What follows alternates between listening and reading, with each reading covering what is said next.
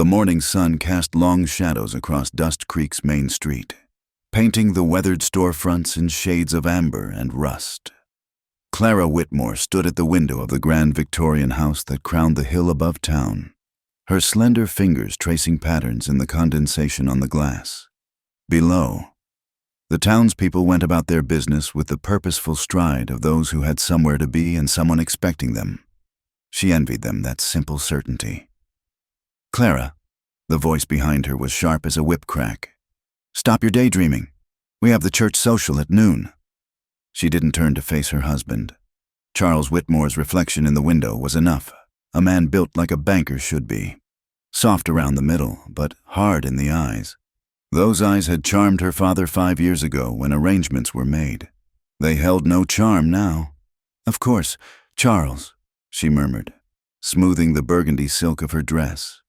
It was the finest money could buy, shipped from San Francisco at considerable expense.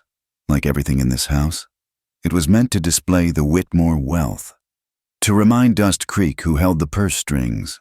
The Whitmore Bank and Trust stood at the center of town like a fortress of red brick and iron bars. It was Charles's kingdom, built on his father's money and other men's debts.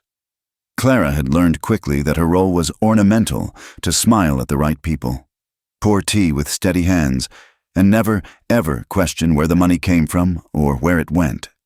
As she descended the stairs to prepare for the social, she caught sight of herself in the hallway mirror.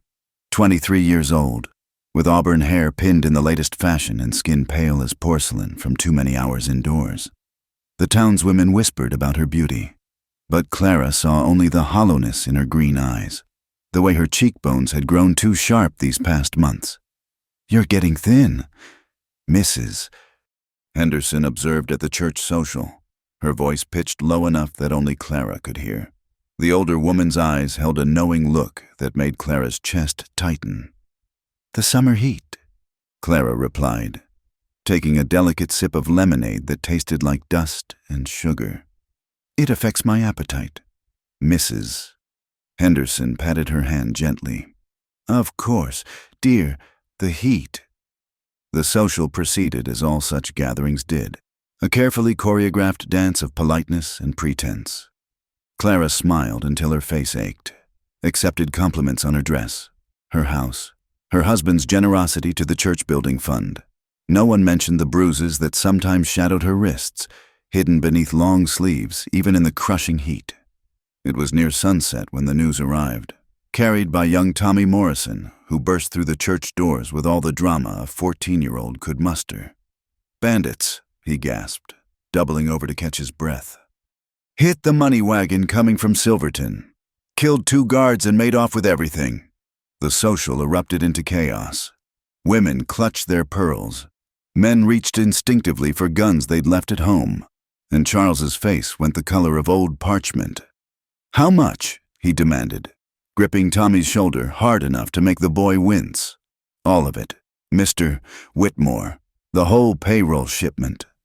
Clara watched her husband's jaw work as he calculated losses, his mind already turning over insurance claims and liability. He'd recover the money, one way or another. Charles always did. The crowd began to disperse, everyone eager to bolt doors and count their valuables. Clara walked beside Charles in silence, his hand tight on her elbow, steering her like a prize mare. "This is what happens," he muttered, more to himself than to her. "Let your guard down for a moment, and the wolves circle. Well, they won't get away with it. I'll see them hang, every last one." That night, as Clara lay in her separate bedroom, a concession to propriety, Charles claimed, though they both knew the truth, she heard the thundering of hooves on the hard-packed street below, rising to her window. She saw a lone rider moving through the shadows, his horse black as midnight, his hat pulled low. He passed beneath the street lamp at the corner of Main and Sycamore, and for just a moment, the light caught his profile, strong jaw, several days' worth of stubble, a scar that ran from temple to cheekbone.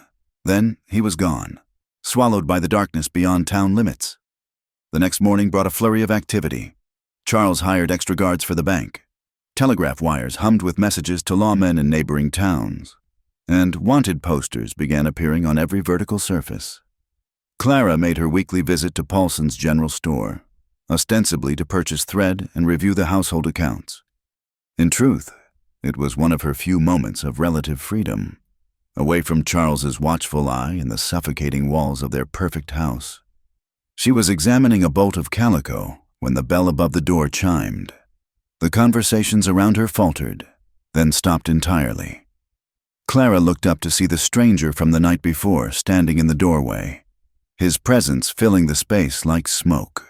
Up close, she could see details the darkness had hidden. His clothes were trail-worn but clean, his gun belt worn with the easy familiarity of long practice. But it was his eyes that held her, gray as storm clouds, with depths that spoke of distances traveled and things seen that couldn't be unseen. "Morning," he said to Mr. Paulson, his voice low and rough as sandpaper. "Need some supplies, tobacco, coffee, ammunition." Paulson's Adam's apple bobbed nervously. We don't serve drifters here. Best you move along." The stranger's lips quirked in something that wasn't quite a smile. "I've got money. Good as anyone's." "Not here it isn't." Charles's voice cut through the store like a blade. He stood in the doorway, flanked by 2 bank guards with their hands on their pistols. "You'll find no welcome in Dust Creek. Stranger, we've had enough trouble with your kind." The stranger's gaze shifted to Charles, taking his measure in a single sweep. Then, surprisingly, it moved to Clara.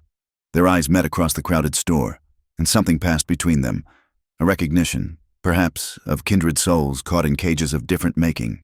"Ma'am." The stranger touched the brim of his hat, the gesture courtly despite his rough appearance. Clara felt heat rise in her cheeks. She nodded, a movement so small it might have been imagined, but the stranger saw it. His eyes softened for just a moment before returning to Charles. "No trouble intended," he said. "Just passing through." "See that you do," Charles replied. "By sunset." The stranger purchased his supplies in silence, the other customers pressing back against the walls as if he carried contagion. Clara forced herself to look away, to focus on the fabric in her hands, but she could feel his presence like heat from a forge. As he passed her on his way to the door, something slipped from his pocket, a piece of paper that fluttered to the floor like a wounded bird. Without thinking, Clara bent to retrieve it, their fingers brushing as he took it from her hand. "Obliged," he murmured, and then he was gone. Clara's hand tingled where he'd touched it. She closed her fingers, trying to hold on to the sensation, even as Charles's voice boomed behind her. "Clara, we're leaving, now!" That evening, the stranger made camp at the old livery stable behind Murphy's saloon. Jake Murphy, never one to turn down honest money, had agreed to let him bed down with the horses for a night or two. It was there that Clara saw him again, returning from church as the last light bled from the sky. He was tending to his horse, running a currycomb through its mane with practiced strokes. The animal stood docile under his hands, occasionally nudging him with its nose in what looked like affection. "Beautiful animal," Clara heard herself say, surprising them both.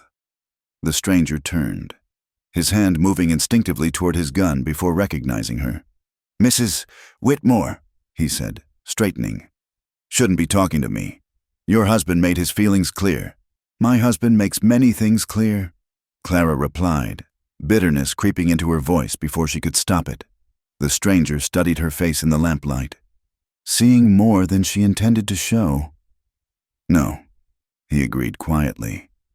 "Reckon you shouldn't be talking to me." But neither of them moved to end the conversation. "What's his name?" Clara asked, nodding toward the horse. "Midnight. Had him since he was a colt." His hand stroked the animal's neck absently. "Sometimes I think he's the only honest creature left in this world. Where are you from?" The question slipped out before Clara could consider the impropriety of it. "Arizona way. Before that," he shrugged. "Does it matter?" "I suppose not." Clara wrapped her shawl tighter around her shoulders. "I should go."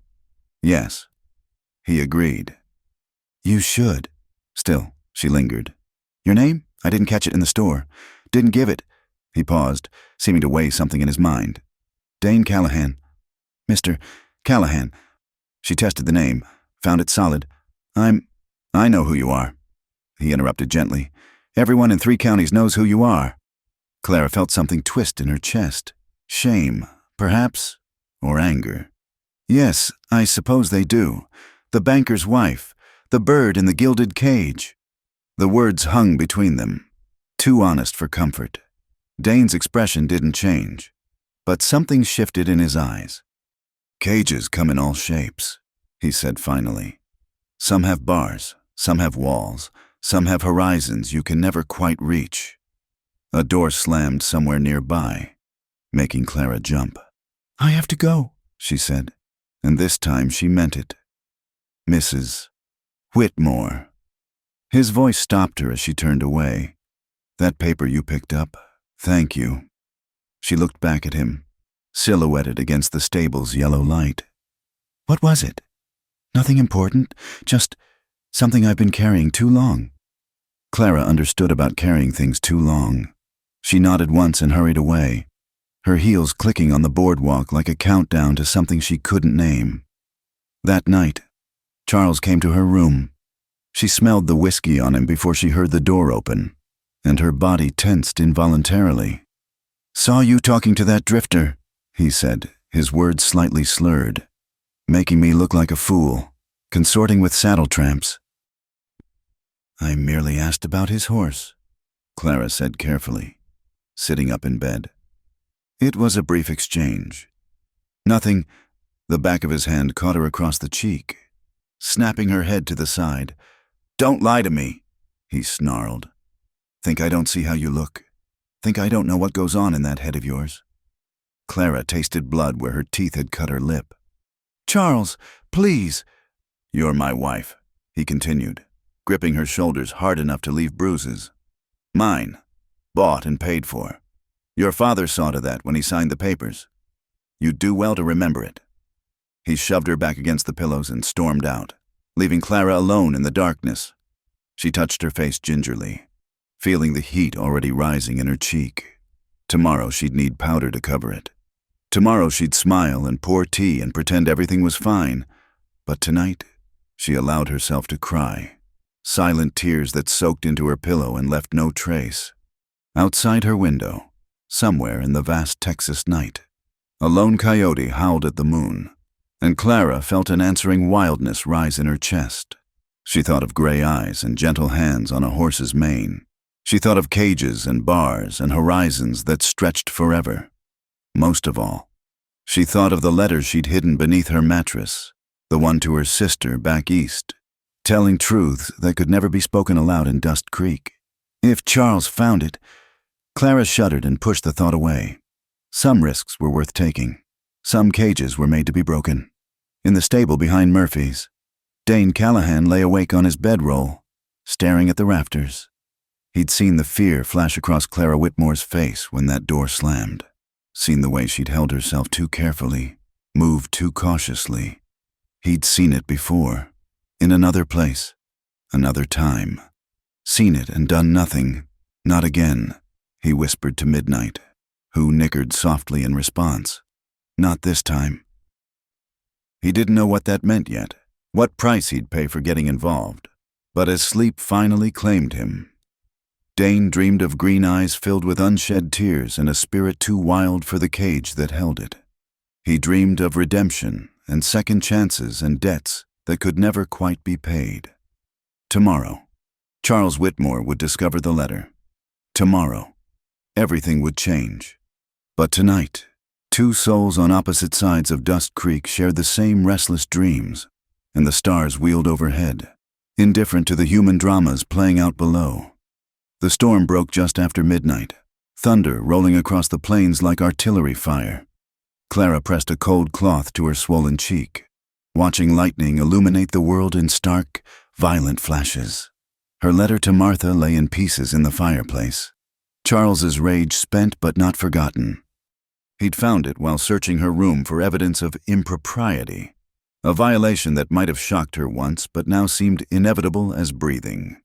The words she'd written, the truths about bruises and lonely nights, and a marriage built on her father's debts, had sent him into a fury that left her huddled on the floor.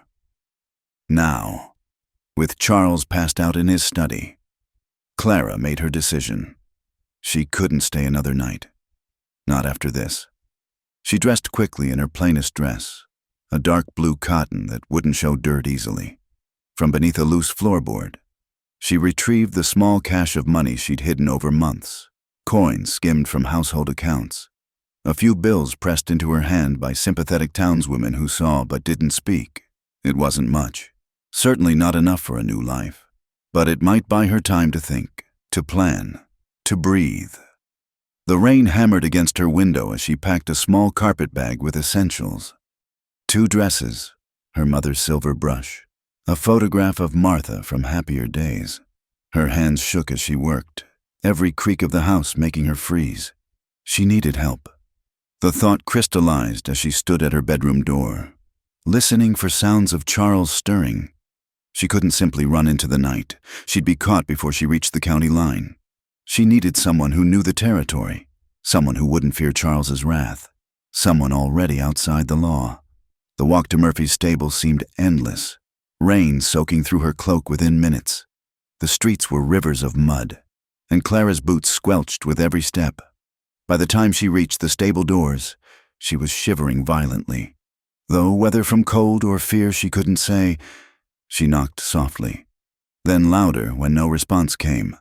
Finally, the door cracked open, and Dane Callahan stood there in hastily pulled-on trousers and an unbuttoned shirt, his gun in his hand. "Mrs. Whitmore?" He lowered the weapon, confusion replacing wariness. "What in blazes? Please!" Clara gasped through chattering teeth. I need help." He took one look at her face, at the bruise darkening her cheekbone despite the shadows, and stepped aside. "Get in here before you catch your death." The stable was warm and dry, smelling of hay and horses and leather. Dane lit a lantern, the golden light revealing the concern etched on his features. "Let me get you a blanket," he said, moving to his saddlebags. "You're soaked through." "There's no time," Clara protested, but he was already wrapping a rough wool blanket around her shoulders. The warmth made her realize how cold she'd been, and she pulled it tighter. "Now," Dane said, settling back on his heels to study her. "Tell me what happened." The story poured out in fits and starts. The letter, Charles's rage, the decision to run. Dane listened without interrupting, his jaw tightening when she described the beating. "I have money," Clara finished, fumbling for her small purse. "Not much, but I can pay you to guide me somewhere safe, maybe to the railroad at Sanderson, or—" "Put that away," Dane said gruffly. "I don't want your money. But I need to pay you. This is a business arrangement, nothing more." Something flickered in his eyes. "Is that what you think, that everything comes down to money?" "Doesn't it?" Clara's laugh was bitter. "My father sold me for the price of his debts. Charles treats me like property he purchased. Why should this be different?" Dane was quiet for a long moment. Then he reached for her hand, turning it gently to reveal the bruises on her wrist. His thumb traced the marks with unexpected tenderness. "Because some things can't be bought," he said quietly, "and some debts can't be paid with coin." Clara's breath caught. "Mr. Callahan?" "Dane," he corrected.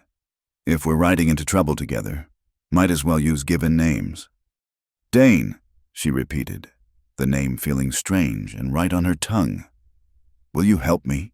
He released her hand and stood, pacing to where Midnight dozed in his stall. "Your husband will come after you. He's not the type to let property slip away." "I know."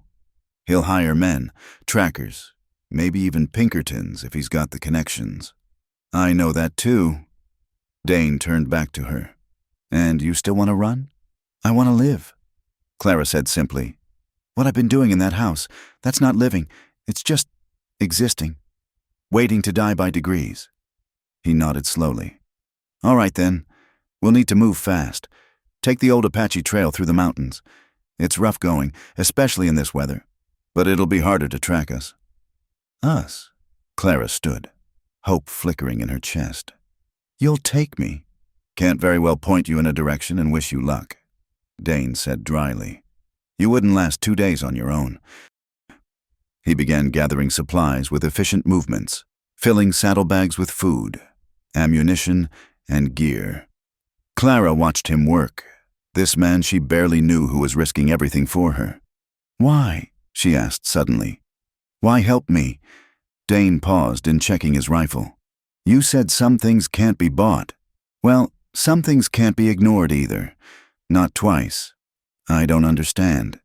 He was quiet so long Clara thought he wouldn't answer. Then, "Had a sister once, Sarah. Married a man who liked to use his fists when the whiskey was in him. I was young. Thought it wasn't my place to interfere between husband and wife." "What happened to her? What do you think happened?" His voice was flat, emotionless. "Found her in the barn one morning. He'd gone too far, and she'd gone where he couldn't follow." "I'm sorry," Clara whispered. "Sorry doesn't bring back the dead, but maybe—" He looked at her directly. "Maybe it helps the living." A sudden pounding at the stable door made them both freeze. Charles's voice boomed through the wood. "Open up! I know she's in there!" Dane moved swiftly, pushing Clara toward the back of the stable. "There's a door to the alley. Take Midnight. He's already saddled. Wait for me at the old mill north of town." "What about you? I'll buy us time." "Go!" Clara grabbed the carpet bag and moved to Midnight's stall. The horse regarded her calmly as she led him toward the back door. Behind her, she heard Dane opening the front entrance. "Mr. Whitmore." His voice was lazy, unconcerned. "Bit late for banking business, isn't it?" "Where is she?" Charles demanded. Clara could hear other voices too. He'd brought men. "Where's who?" "Don't play games with me. Callahan, my wife's missing, and someone saw her heading this way." "Haven't seen her," Dane drawled. "Been sleeping until you started that racket. Man needs his rest." Clara eased the back door open, wincing as it creaked. The alley was dark, rain still falling steadily. She led Midnight out, her heart hammering so loud she was sure Charles would hear it. "Search the place," Charles ordered. "Now hold on." Dane's voice hardened. "You got no right."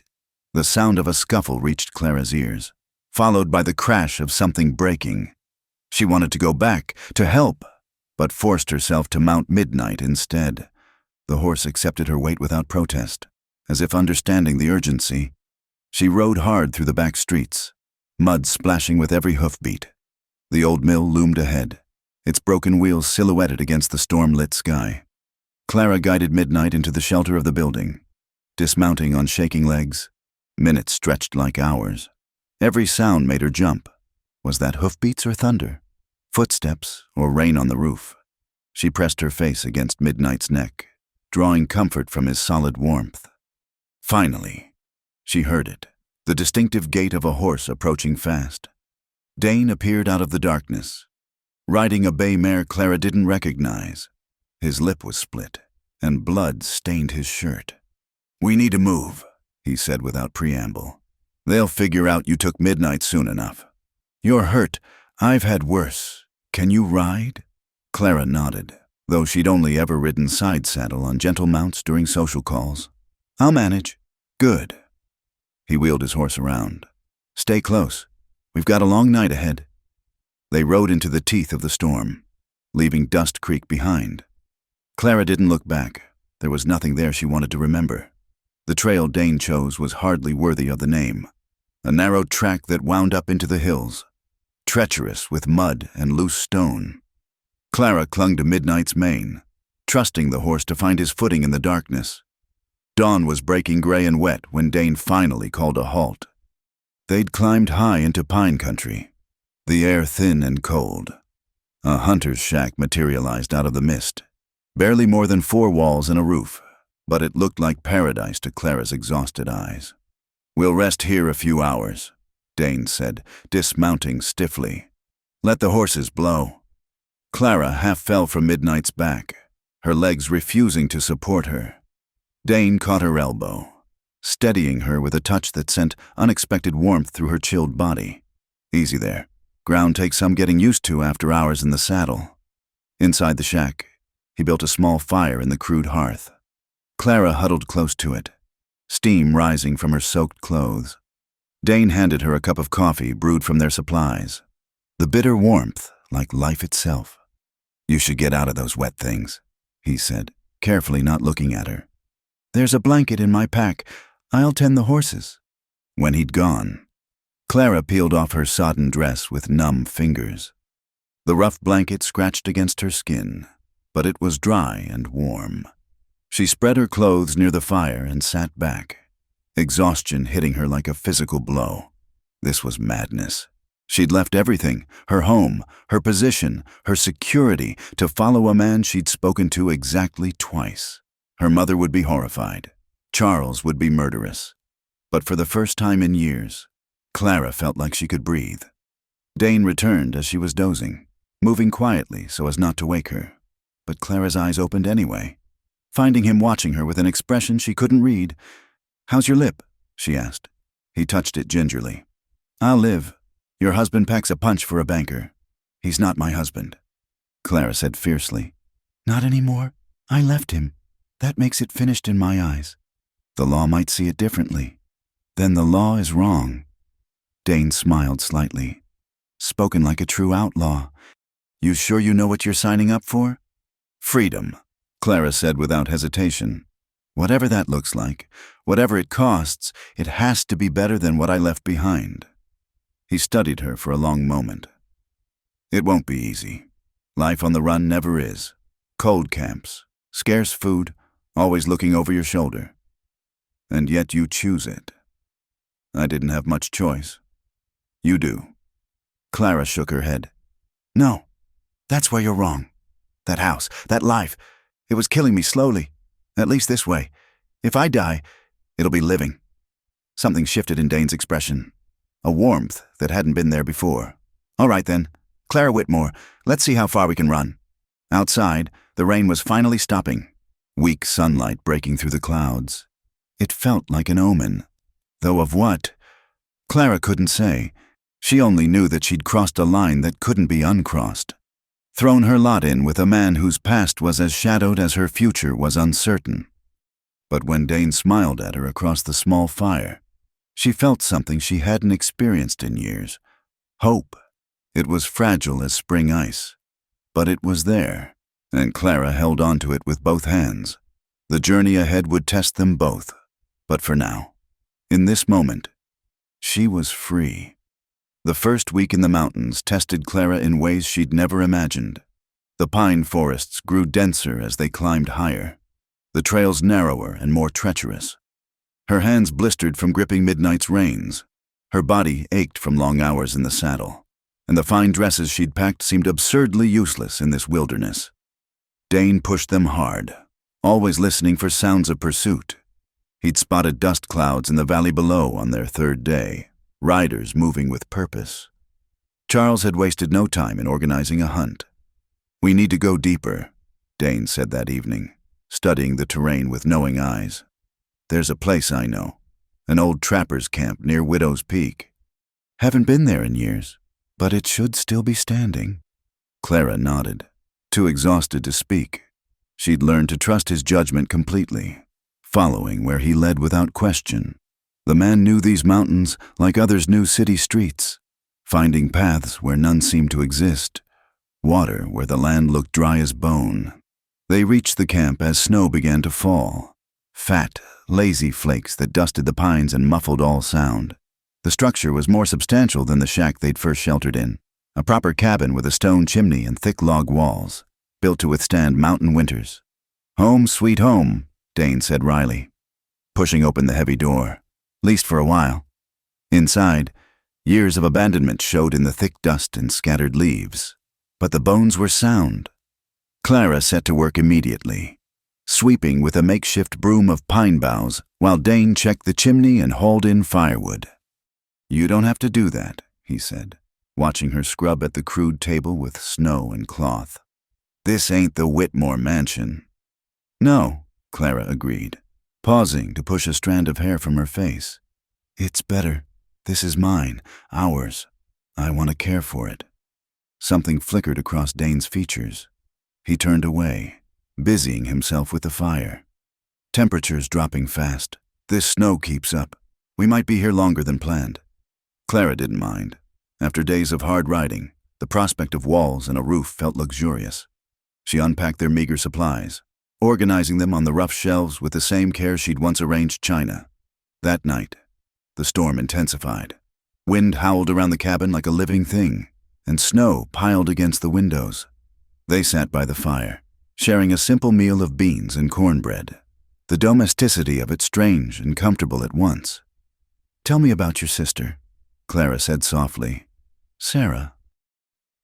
Dane stared into the flames for so long she thought he wouldn't answer. Then, "She was younger than me by 6 years, sweet as honey, always laughing, had this way of finding joy in small things, a pretty rock, a bird's song, fresh bread cooling on the windowsill. She sounds lovely. She was too lovely for this hard world.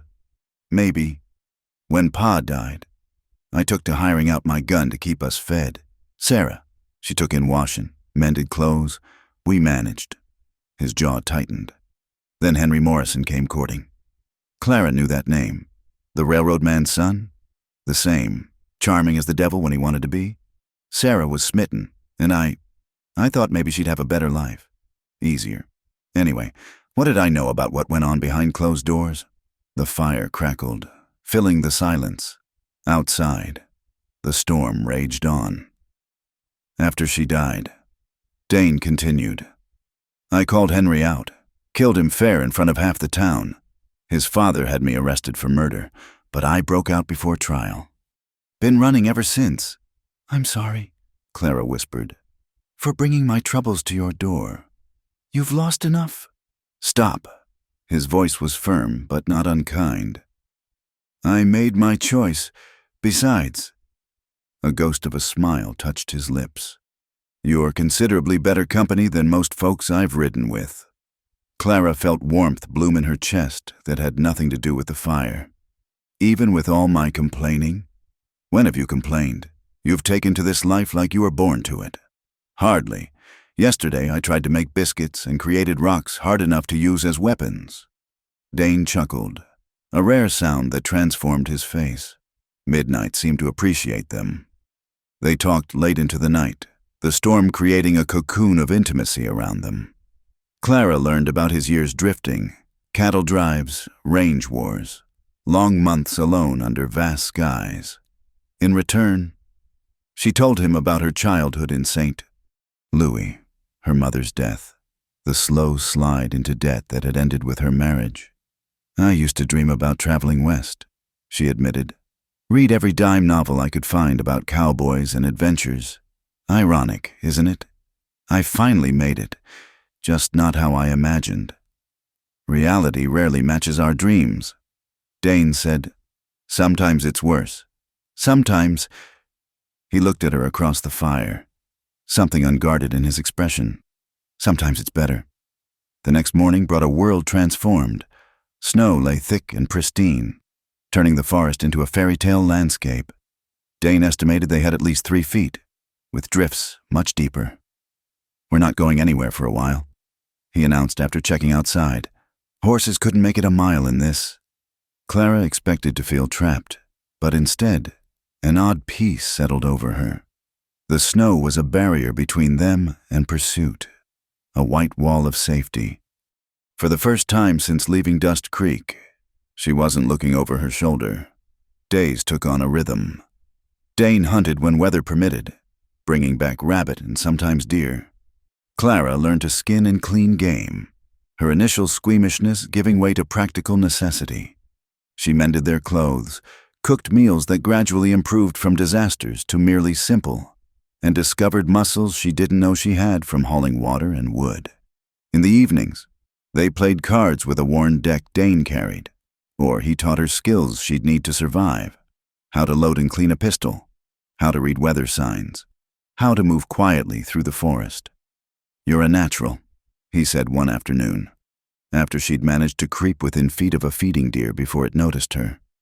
"Most people crash through the woods like buffalo." "I had a good teacher," Clara replied, flushed with success.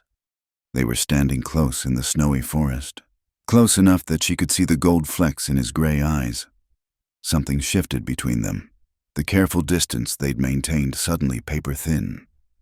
Dane stepped back first, clearing his throat. "We should head back. Storm's building again." That night, Clara woke to find herself alone by the dying fire. Dane's bedroll was empty, the cabin door slightly ajar. Wrapping a blanket around her shoulders, she peered outside. He stood at the edge of the clearing, looking up at the stars visible between racing clouds. The moonlight turned him to silver and shadow, a lonely figure against the vast darkness. Clara approached quietly, but he sensed her anyway, turning as she reached his side. "Couldn't sleep," he said simply. "Nightmares?" "Memories." He was quiet for a moment. "I've done things, Clara, things that would make you run if you knew. We all have our darkness. Dane, the difference is what we choose to do with it." "And what have I chosen? A life outside the law, always moving, never belonging anywhere." Clara touched his arm gently. "You chose to help me. That counts for something." He looked down at her hand on his sleeve, then up to meet her eyes. "You make me want to be better than I am." "You already are," Clara whispered. "You just can't see it." The moment stretched between them, fragile as spun glass. Then Dane covered her hand with his touch warm despite the cold. "You're half frozen," he said gruffly. "Come back inside before you catch your death." But he didn't release her hand as they walked back to the cabin, and Clara felt something fundamental shift between them, like ice beginning to crack in spring. The next week brought a brief thaw, turning the snow to slush and revealing patches of muddy ground. Dane grew restless, checking their back trail more frequently, cleaning weapons with obsessive care. "They haven't given up," he said one evening. "Charles Whitmore's not the type to accept defeat. Once this weather breaks properly, they'll be on us again." Clara knew he was right, but the thought of leaving their small sanctuary made her chest tight. Here, she'd found not just safety, but something more, a glimpse of who she might be without society's expectations crushing her. "Where will we go?" she asked. "New Mexico territory, maybe, or Colorado. Plenty of mining towns where folks don't ask questions if you've got money to spend." And then, Dane looked at her steadily. "That's up to you. I can get you somewhere safe, set you up with enough to start over. You could be a widow, maybe, or a schoolmarm, make a respectable life. Without you?" The question hung in the air. Dane stood abruptly, pacing to the window.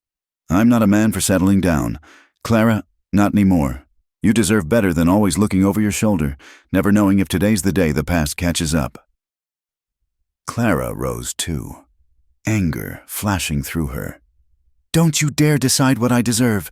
I've had a lifetime of men making choices for me." "This is different, is it? You're standing there planning my future without asking what I want." She moved closer, forcing him to look at her. "What if I don't want respectable? What if I want—" "What?" His voice was rough. "What do you want?" Clara's heart hammered against her ribs. She thought of all the careful rules that had governed her life, all the proper behavior that had brought her nothing but misery. Here, in this rough cabin with this dangerous man, she'd felt more alive than in all her years as a banker's wife. "I want to choose," she said finally. "For once in my life, I want to choose my own path, whatever that brings." Dane's control visibly cracked. He reached out, cupping her face with hands gentler than any gunslinger's should be. "You don't know what you're saying." "Don't I?" Clara leaned into his touch. "I'm not a child, Dane. I know exactly what I'm choosing." He made a sound that might have been her name, then pulled her against him. The kiss was nothing like the chaste pecks Charles had occasionally bestowed. This was fire and desperation, and weeks of careful distance shattered in an instant. Clara's knees went weak, but Dane's arms around her were sure and strong. She pressed closer, feeling the rapid beat of his heart against her chest, tasting coffee and wildness on his lips. When they finally broke apart, both breathing hard, Dane rested his forehead against hers. "Clara, no," she interrupted. "No regrets, no apologies, not for this." He laughed softly, wonderingly. "You're going to be the death of me, woman." "Not if I can help it," Clara replied fiercely. "We've both seen enough death, don't you think?" That night, they pushed their bedrolls closer to the fire and to each other. Nothing more happened, but Clara fell asleep to the sound of Dane's breathing, his hand holding hers, and felt more cherished than in all her nights in a marriage bed. The peace couldn't last. 3 days later, Dane spotted riders in the valley below, tiny figures against the snow, but moving with unmistakable purpose. "Pack everything," he ordered, his voice tense. "We leave within the hour." Clara didn't argue, though her heart sank. She folded blankets, packed supplies, tried not to think about leaving this place where she'd been, however briefly, happy. As she worked, something made her pause. The photo of Martha, tucked carefully in her bag, seemed to mock her with its reminder of the life she'd left behind. On impulse, she took paper and pencil from Dane's supplies and wrote quickly, "Martha, if something happens to me, know that I lived for a few weeks in a cabin in the mountains. I lived as myself, free and unafraid. I chose this. Remember that. All my love, Clara." She folded the letter carefully, tucking it into a crack in the cabin wall. Maybe no one would ever find it. Maybe it didn't matter. But she needed to leave some record, some proof that Clara Whitmore had existed beyond the roles others had forced upon her. "Ready?" Dane asked from the doorway. Clara took one last look around the cabin, at the table where they'd shared meals, the hearth where they'd talked through long evenings, the corner where they'd spread their bedrolls side by side.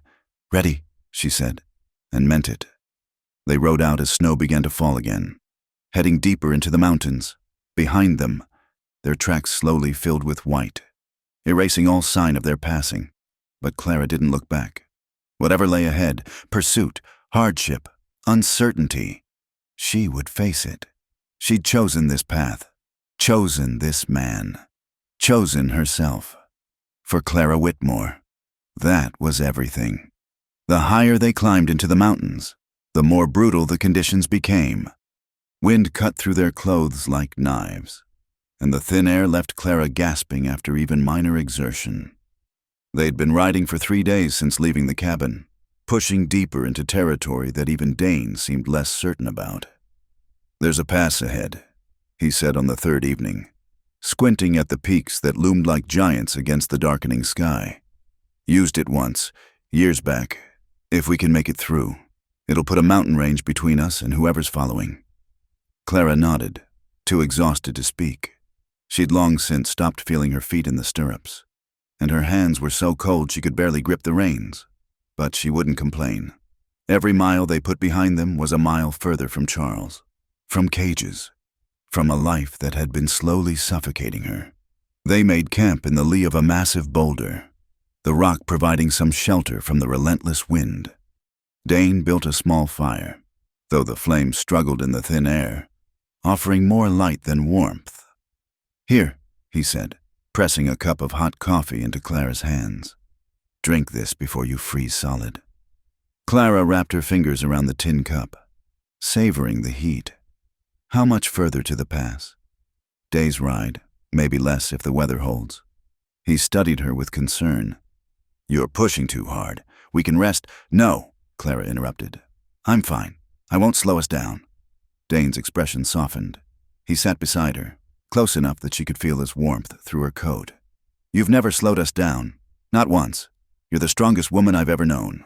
Clara Whitmore." "Not Whitmore," she said quietly. "Not anymore. I left that name in Dust Creek along with everything else." "Then what should I call you?" Clara considered. Who was she now, without the title of wife, without the mansion and the social position? Just Clara, she decided. That's enough. They sat in comfortable silence, sharing the meager warmth of the fire. Above them, Stars appeared between racing clouds, brilliant in the thin mountain air. Clara found herself leaning against Dane's shoulder, too tired to maintain proper distance. "Tell me about New Mexico," she said. "What's it like?" "Different from Texas," Dane replied, his voice rumbling through his chest where she leaned against him. "Desert mostly, but beautiful in its way. Red rocks and wide skies. Adobe towns where Spanish is spoken more than English. Mountains too, though not like these." "It sounds wonderful." "Could be, for someone starting fresh." Clara heard what he wasn't saying, that it could be wonderful for her. Alone, building a new life. The thought made her chest tight. "Dane," she began, but he suddenly tensed, his hand moving to his gun. "You hear that?" Clara listened, but heard only wind. Then, there, the distant whinny of a horse, carrying on the night air. "Could be wild horses," she suggested without much hope. "Could be," but Dane was already moving, dousing the fire with snow. "We leave now. Can you ride in the dark?" "I'll manage." They broke camp with practiced efficiency. Clara proud of how quickly she could now pack bedrolls and secure saddlebags. Within minutes they were mounted, picking their way carefully up the treacherous trail by moonlight. The pass, when they reached it near dawn, was worse than Clara had imagined. A narrow cut between two peaks, barely wide enough for a horse, with sheer drops on one side and towering cliff walls on the other. Snow had drifted deep in places, and ice made every step treacherous. "Stay close," Dane instructed, taking the lead.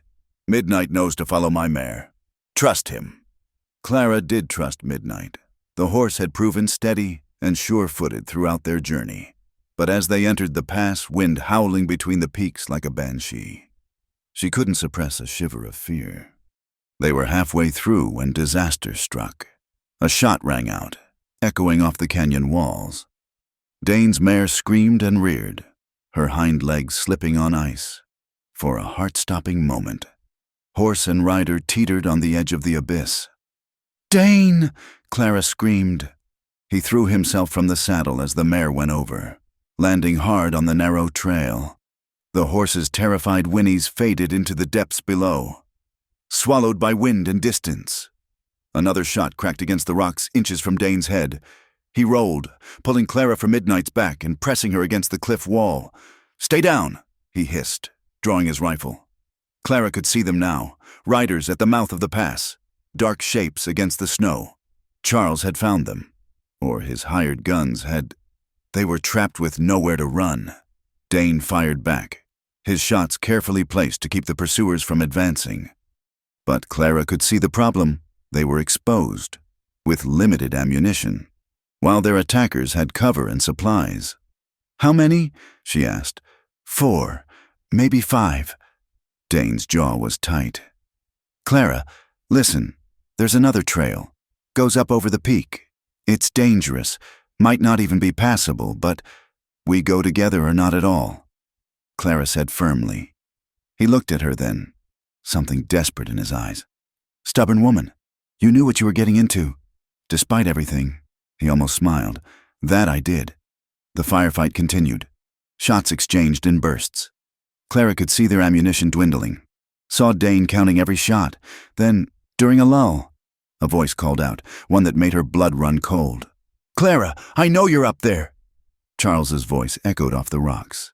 "This has gone far enough. Come down now, and I might forgive this indiscretion."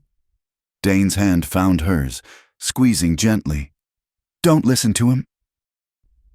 "I wasn't planning to," Clara replied, though her voice shook. "I'd rather die up here than go back to that life."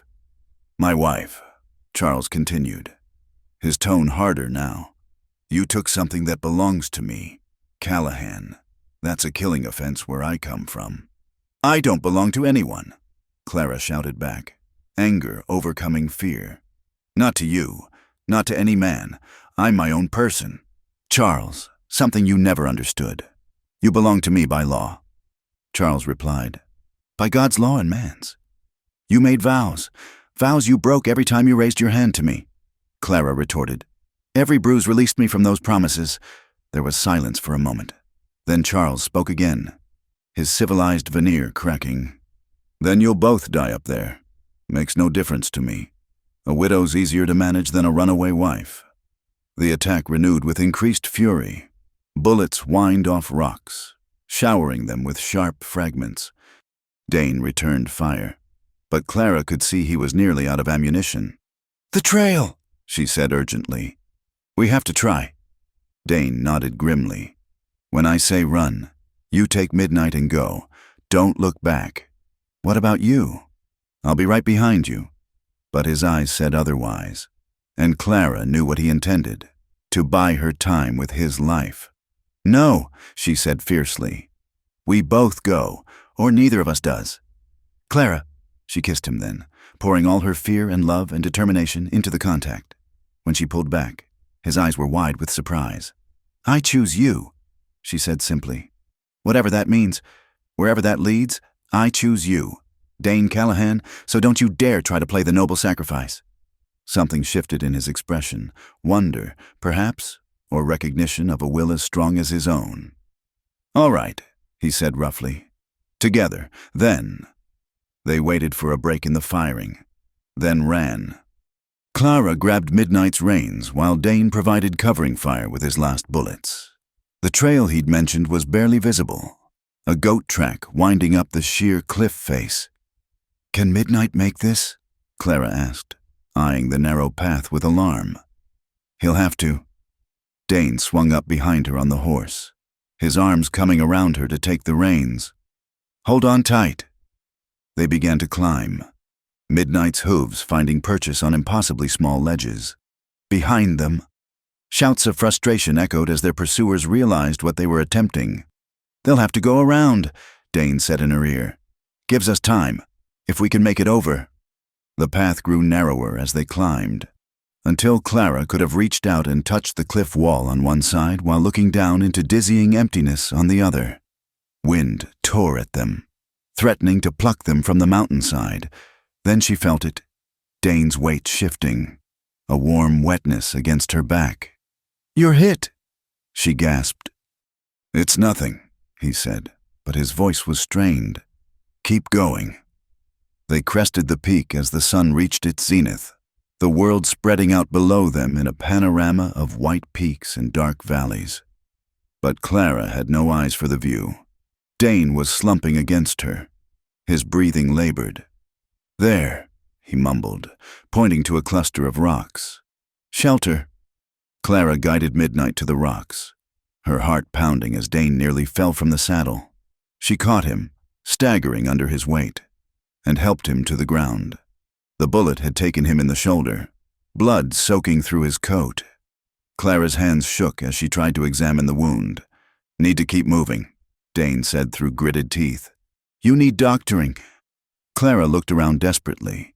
They were above the tree line, exposed, with nothing but rock and snow in every direction. "I have to stop this bleeding." "Clara." His hand caught hers, surprisingly strong.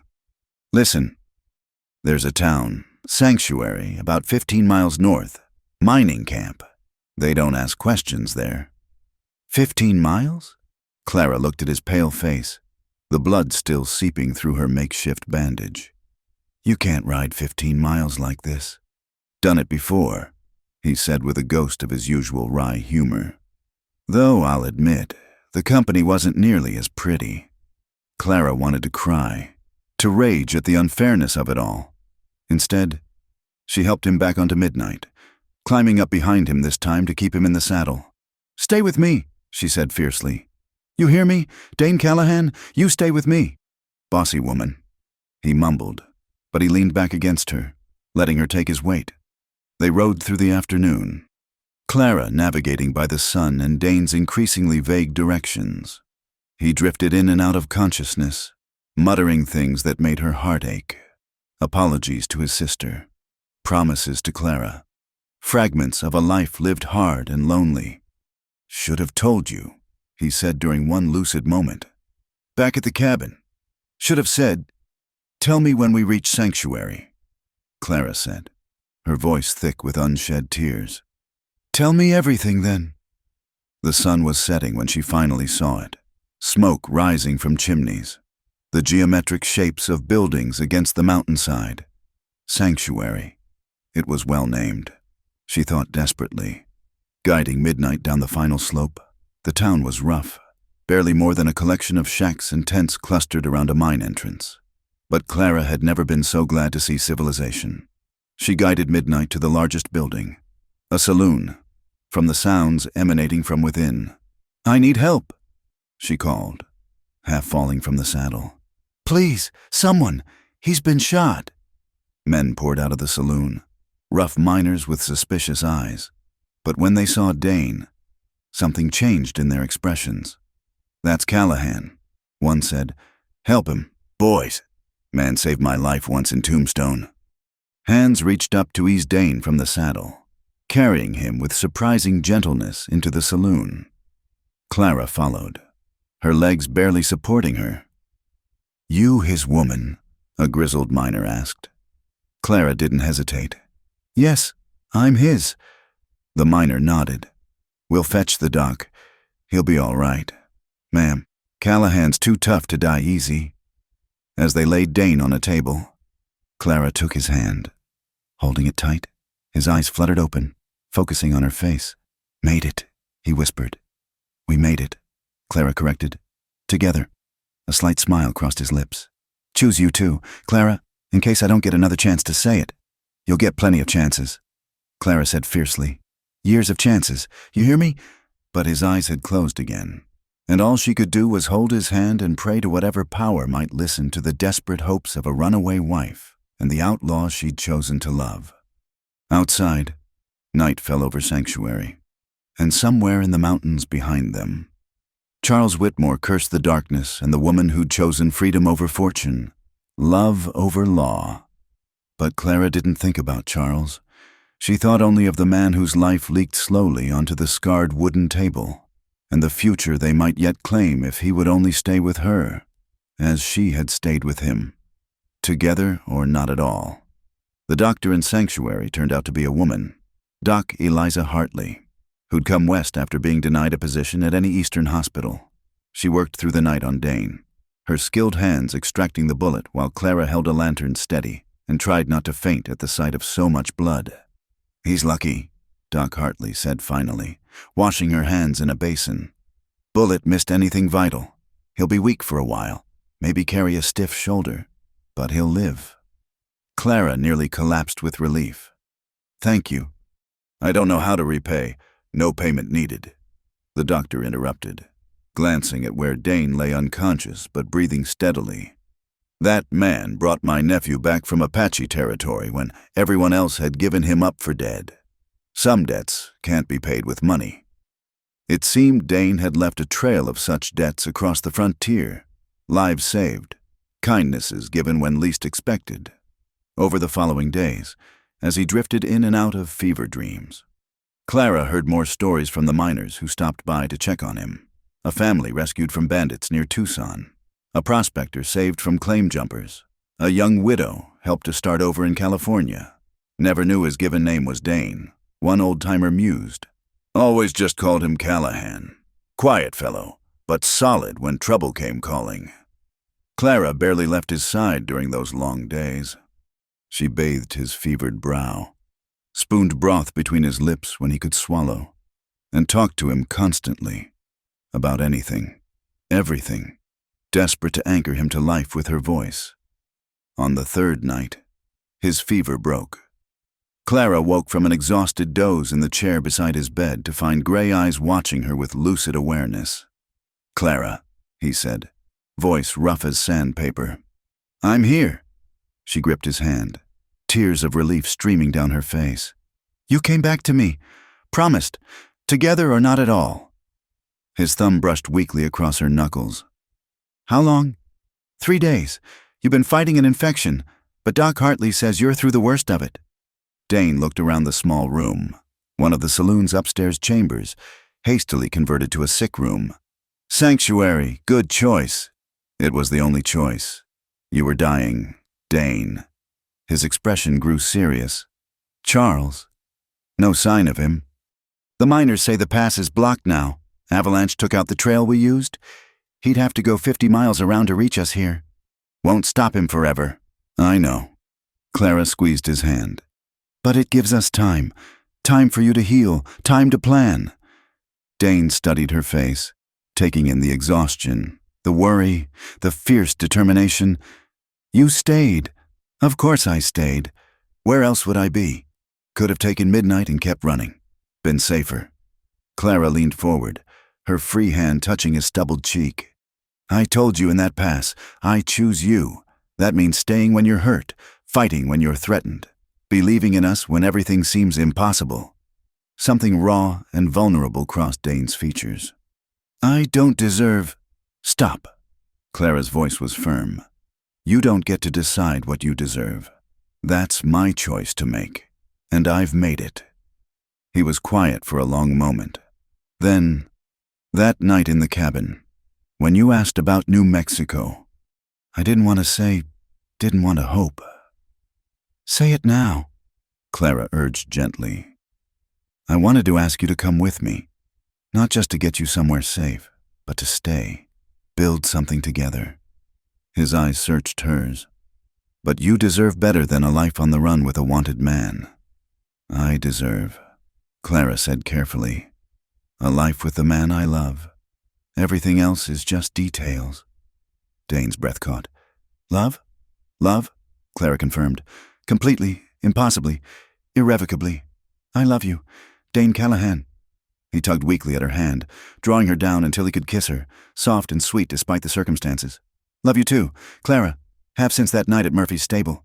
I think just took me a while to admit it. They stayed like that, forehead to forehead, breathing the same air, until exhaustion pulled Dane back toward sleep. But his hand never released hers, as if afraid she might vanish if he let go. Over the next week, Dane's recovery progressed steadily. He chafed at being bedridden, but Doc Hartley was firm.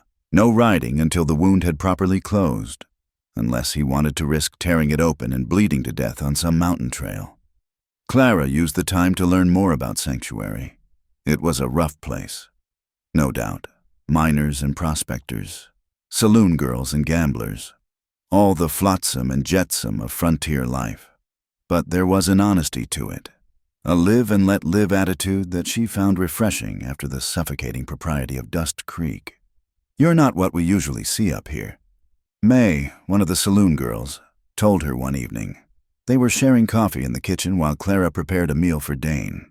Ladies like you, I mean, real ladies.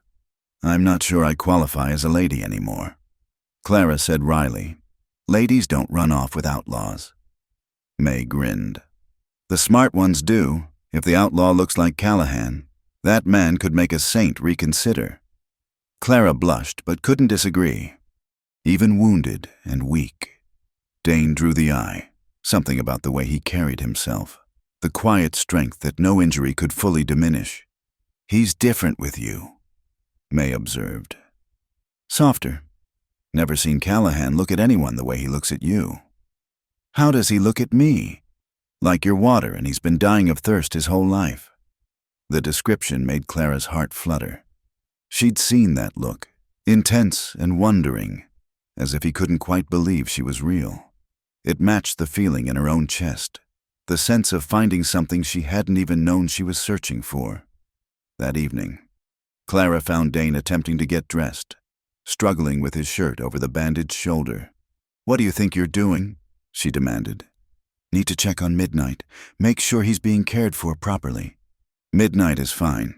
I've been seeing to him myself. Clara took the shirt from his hands, easing it over his head with practiced care. You need to rest. I've rested enough. Any more lying about and I'll go mad. He caught her hands as she straightened his collar. Clara, we need to talk about what comes next. She'd known this conversation was coming, but had dreaded it. Your shoulder will heal whether we're moving or staying, but Charles won't give up.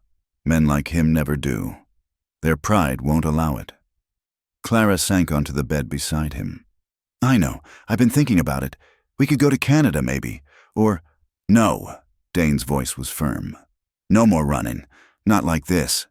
Then what? He was quiet for a moment, clearly working through something. There's a judge in Santa Fe, honorable man, or was last I heard. If I could get those papers I mentioned, the ones that prove I was framed for the robbery, might be I could clear my name. And if you can't, then at least we'll have tried. I'm tired of looking over my shoulder. Clara, tired of dragging you into a life of shadows. You didn't drag me anywhere, Clara reminded him. I came willingly. I know, that's why you deserve better. He turned to face her fully. I want to give you a real life, a home, maybe children someday. If you want them. Can't do that while I'm a wanted man. The picture he painted made Clara's chest ache with longing. And Charles?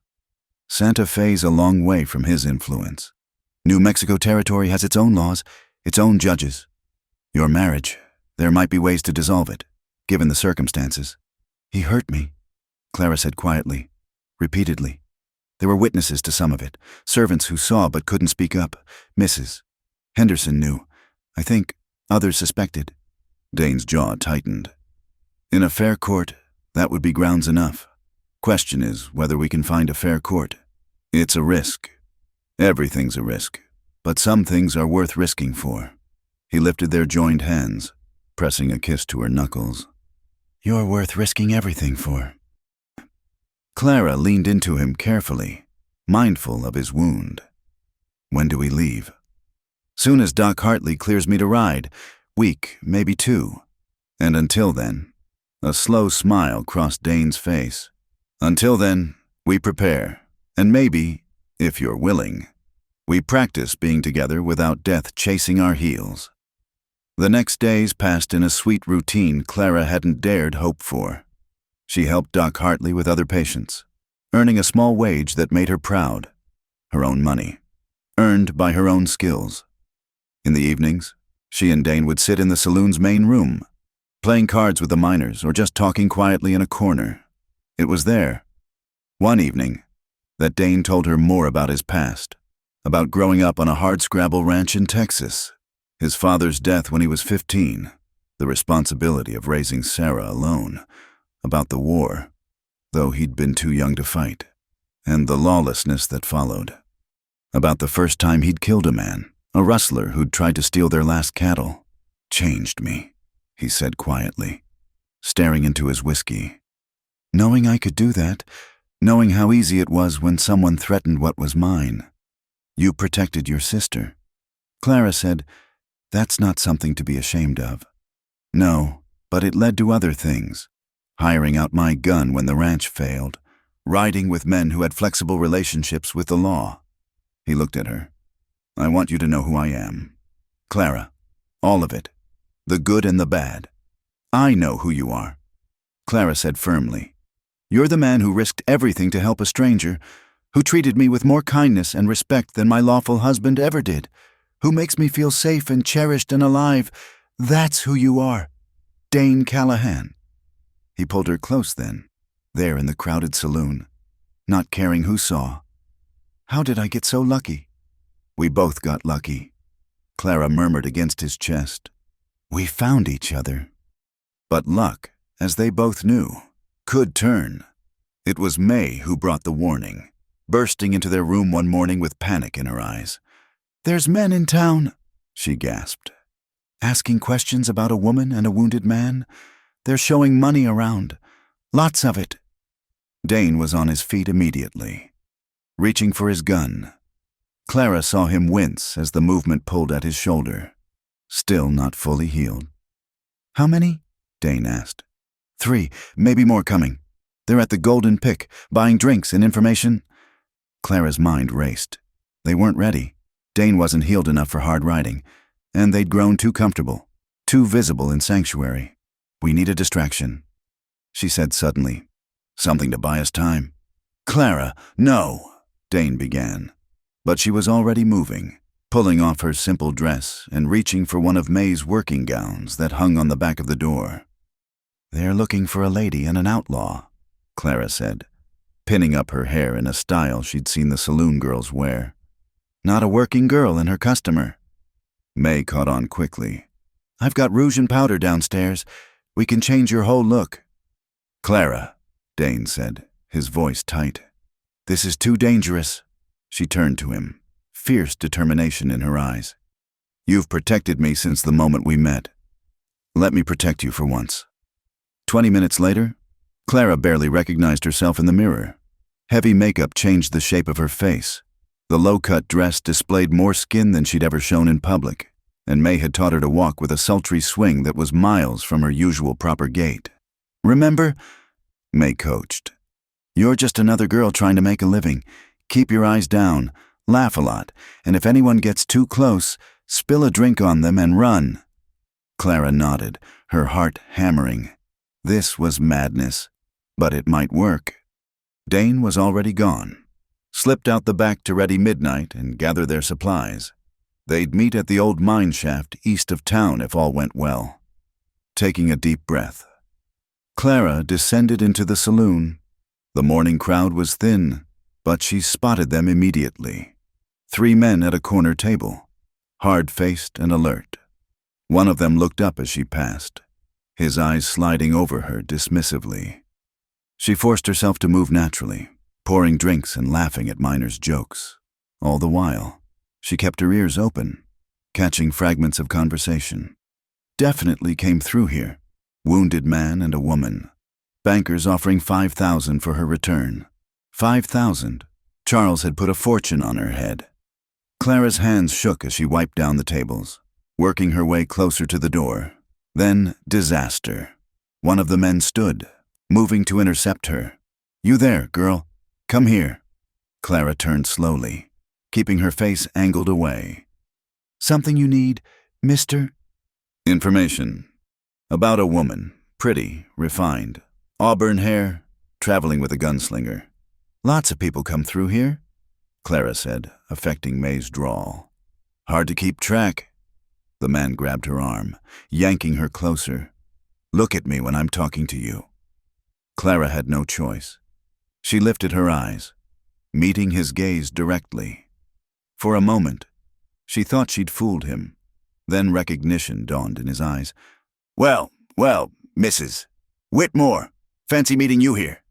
Clara reacted instinctively, throwing the contents of her tray in his face and bolting for the door. Shouts erupted behind her as she burst into the street, running in the unfamiliar heeled boots. A shot rang out, splintering wood inches from her head. Clara darted between buildings, her breath coming in gasps. She had to reach the mine shaft, had to warn Dane. Strong arms caught her, pulling her into an alley. She nearly screamed before recognizing Dane's scent. His touch. "Easy," he murmured. "I've got you." "They know," she gasped. "They recognized me. Then we run, now." Midnight waited in the alley, saddled and ready. Dane lifted her up, swinging up behind her. As they burst from the alley, more shots rang out. Clara felt Dane flinch and knew his wound had torn open. She could feel fresh blood seeping through his shirt. They rode hard through the twisting streets of Sanctuary. Pursuers close behind. The town that had sheltered them became a maze of dangers, every corner potentially hiding Charles's men. "The mine!" Dane shouted over the thunder of hooves.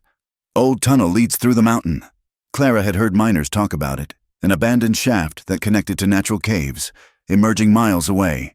It was dangerous, potentially deadly, but better than the certainty of capture. They reached the mine entrance as their pursuers rounded the last building. Dane didn't hesitate, guiding Midnight into the darkness.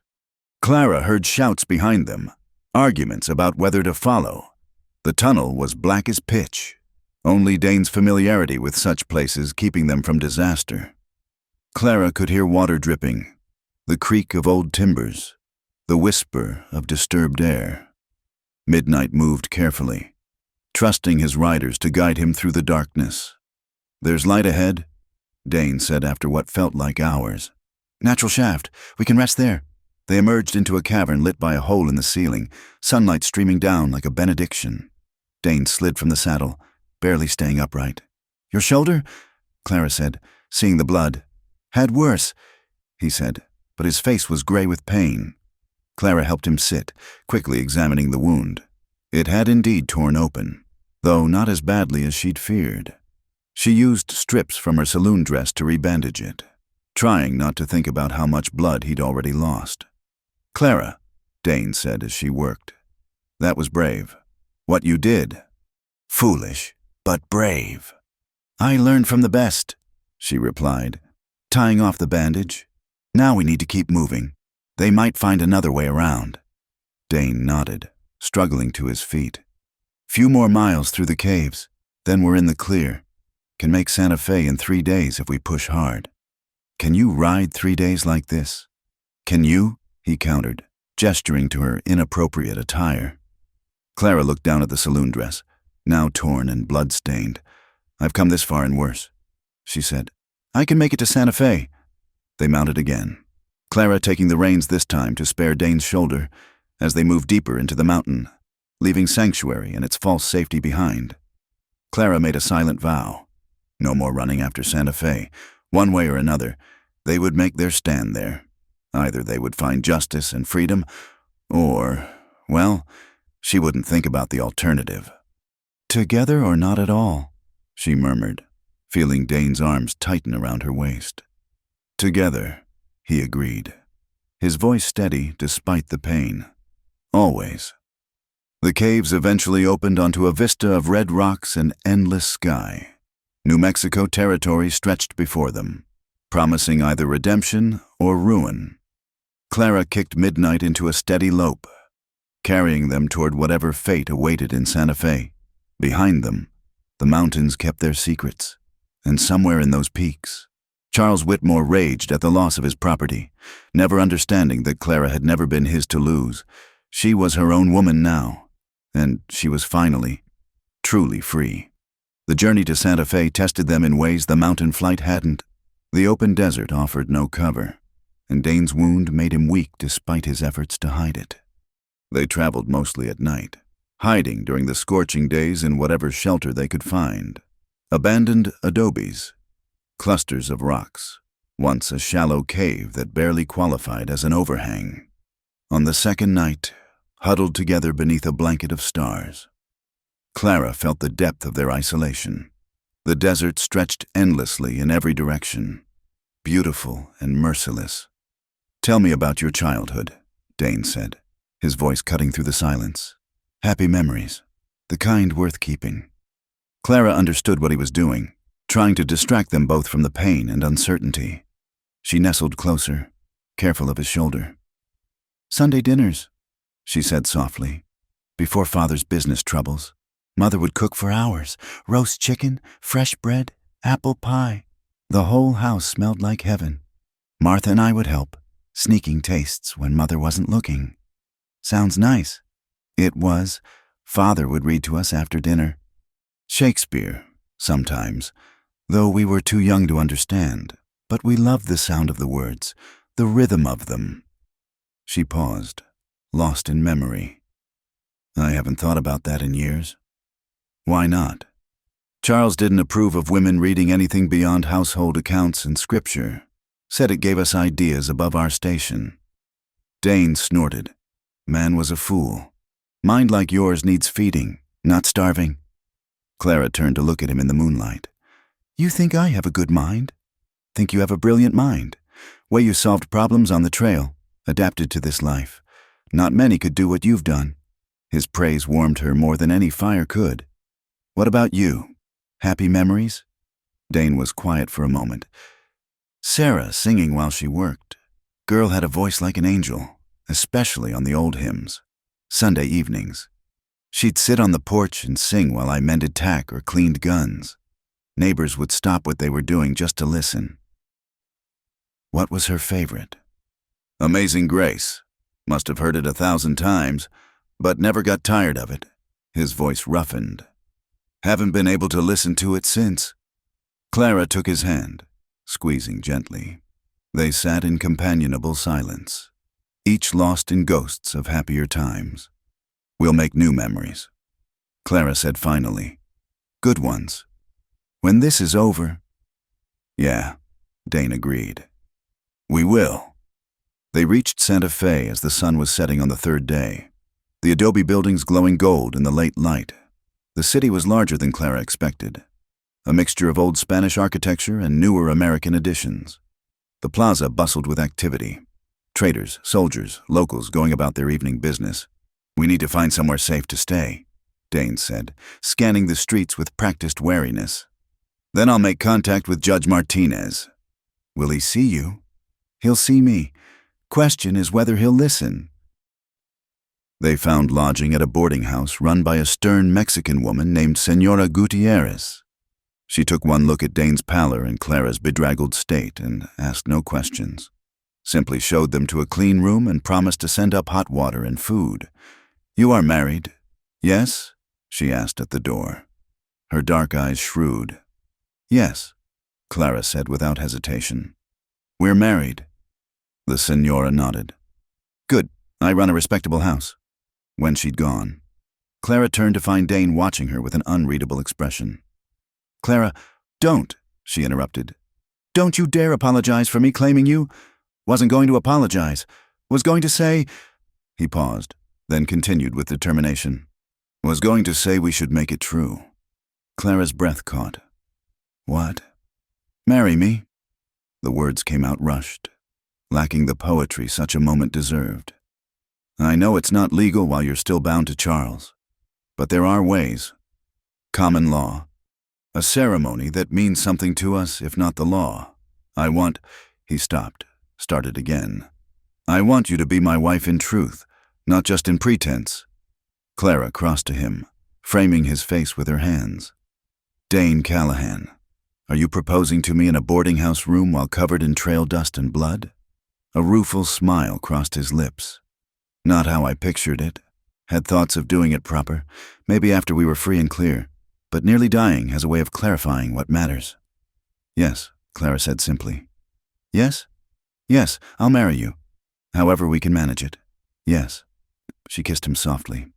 "Though you might want to bathe first. You smell like horse and gunpowder." He laughed, the sound rusty but genuine. "Practical woman. One of the things I love about you." The next morning, Dane set out early to find Judge Martinez while Clara saw to their meager supplies. She was returning from the market when she spotted a familiar figure across the plaza, one of Charles's men from Sanctuary, talking to a pair of local lawmen. Heart pounding, she ducked into a shop, pretending to examine pottery while watching through the window. The man gestured animatedly, no doubt describing the fugitives he sought. One of the lawmen nodded, pointing toward the government buildings. Clara waited until they'd moved on, then hurried back to the boarding house. Dane hadn't returned yet, and anxiety gnawed at her. What if the judge had already been poisoned against them? What if Charles's reach extended even here? When Dane finally returned near noon, his expression was grim. "Judge will see me tomorrow. But Clara, there's talk all over town. Charles has put out word, says you were kidnapped, that I'm holding you against your will. That's absurd." "Course it is, but it muddies the waters, makes things complicated." He sat heavily, fatigue evident in every line of his body. "There's more. Charles is coming here personally. Left Dust Creek 2 days ago with a dozen men." Clara felt the walls closing in again, the freedom she'd fought for slipping away. "What do we do?" "We stick to the plan. I see the judge, present my evidence. If he's the man I remember, he'll listen." Dane took her hands. "But Clara, if this goes bad, I need you to promise me something." "No. You don't even know what I'm asking." "I know that look. You're going to ask me to leave you behind if things go wrong. The answer is no." "Clara, we've had this discussion. My answer hasn't changed." They spent the rest of the day preparing Dane's case. He had documents hidden in his saddlebags, witness statements, a letter from a sheriff who'd investigated the original robbery, even a confession from one of the real culprits, obtained years ago but never submitted to authorities. "Why didn't you use these before?" Clara asked, reading through the papers. "Tried once. The judge in Arizona was bought and paid for by Morrison's father. Documents disappeared. Witnesses recanted or vanished. I barely escaped with my life." He shrugged. "After that, seemed easier to just keep running. Until now. Until now, he agreed, looking at her meaningfully. That evening, they walked the plaza despite the risk. Clara wore a shawl low over her face, and Dane had traded his usual black for brown. But they both knew disguises only went so far. If we weren't fugitives, Clara said, watching children play in the fountain, what would we do here? Find a priest, Dane said without hesitation. Make you my wife proper. Then maybe buy a little land outside town. Raise horses. Build a life. That sounds perfect. What about you? What would you want? Clara considered. A garden, books, maybe teach local children to read and write. She smiled. And definitely horses. I've grown fond of them. Regular frontier woman now, Dane teased gently, and proud of it. They stopped at a small church, its wooden doors standing open to the evening air. Inside, candles flickered before painted saints, and the smell of incense lingered. Want to go in? Dane asked. Clara nodded. They entered quietly, taking seats in a back pew. The sanctuary was nearly empty. Just an old woman praying her rosary and a priest tending the altar. I haven't been in a church since leaving Dust Creek, Clara whispered. Charles used religion like a weapon, but this feels different. Peaceful, Dane agreed. Been a long time since I felt anything like peace. The priest noticed them and approached, a kind-faced man with a silver at his temples. Welcome, my children. I am Padre Francisco. You are new to Santa Fe? Passing through, Padre. Dane replied carefully. The priest studied them with wise eyes. Ah, sometimes those passing through need God's grace most of all. Is there anything I can do for you? Clara felt words bubble up before she could stop them. We want to be married, but there are complications. There often are.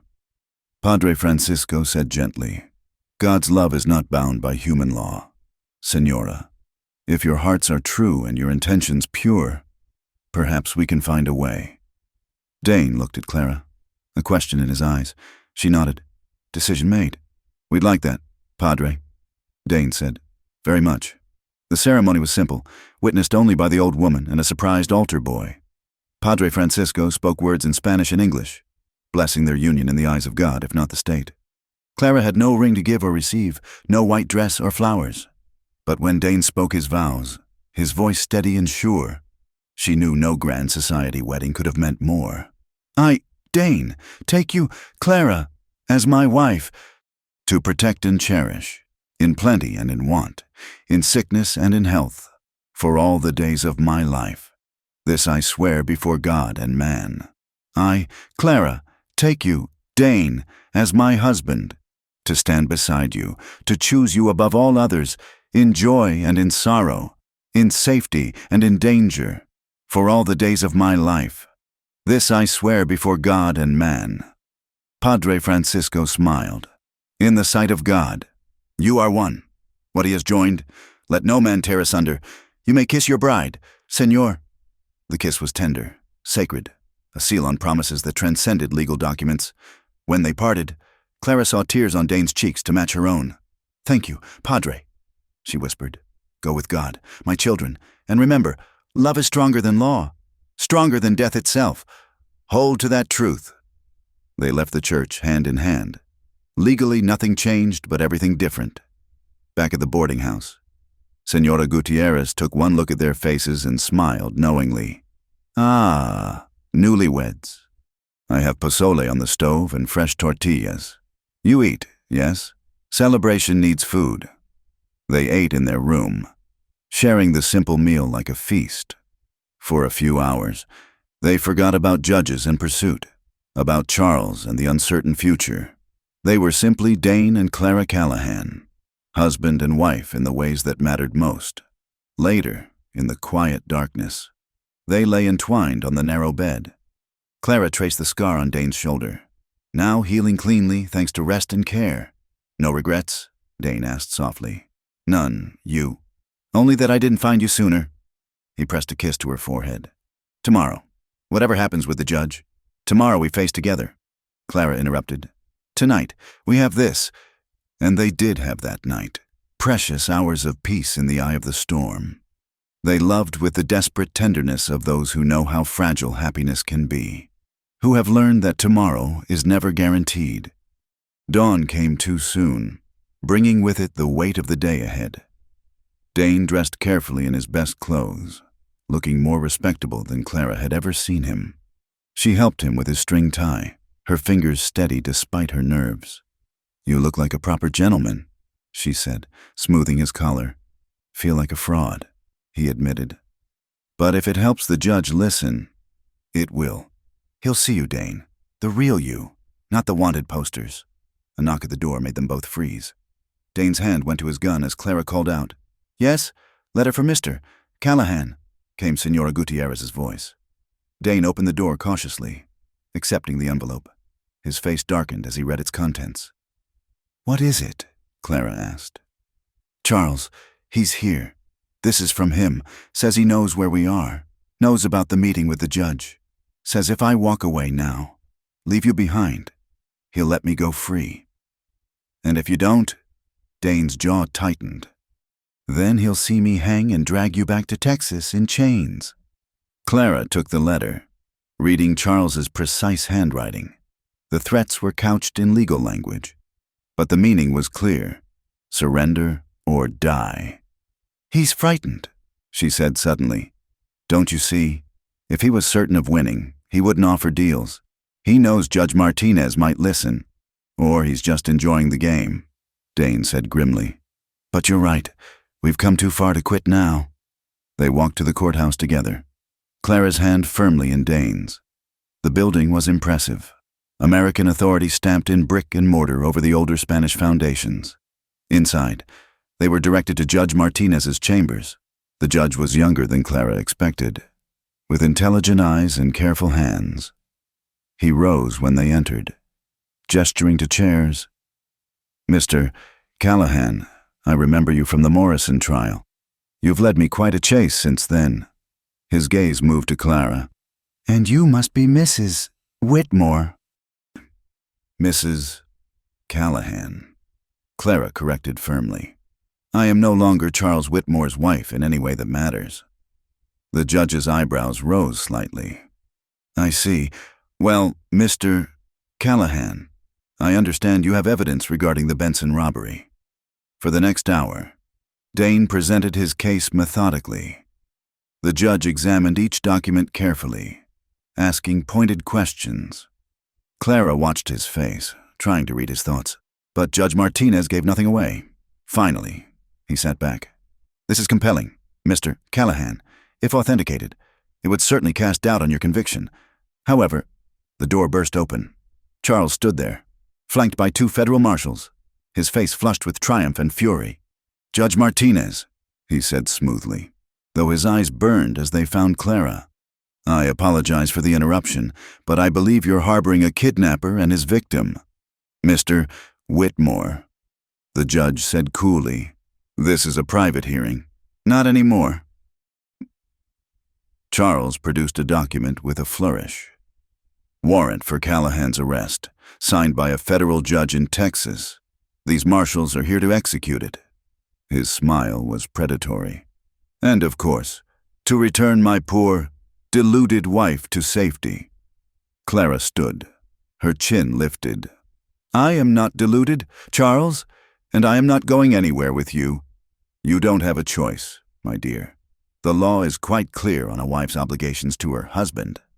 "The law," Judge Martinez interrupted, "is what I say it is in my courtroom. Marshals, I'll examine that warrant.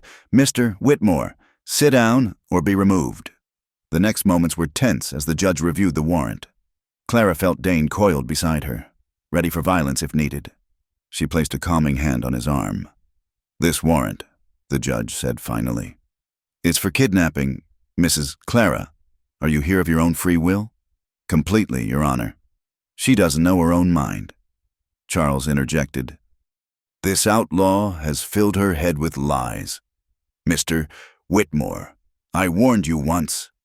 The judge's voice was steel. "Now, Clara, tell me, Why did you leave your husband? Clara stood straighter. This was her moment, her chance to speak truth in a place where it might matter. Because he beat me, Your Honor. Because he treated me as property, not a person. Because I feared for my life if I stayed. She pulled back her sleeve, revealing fading bruises.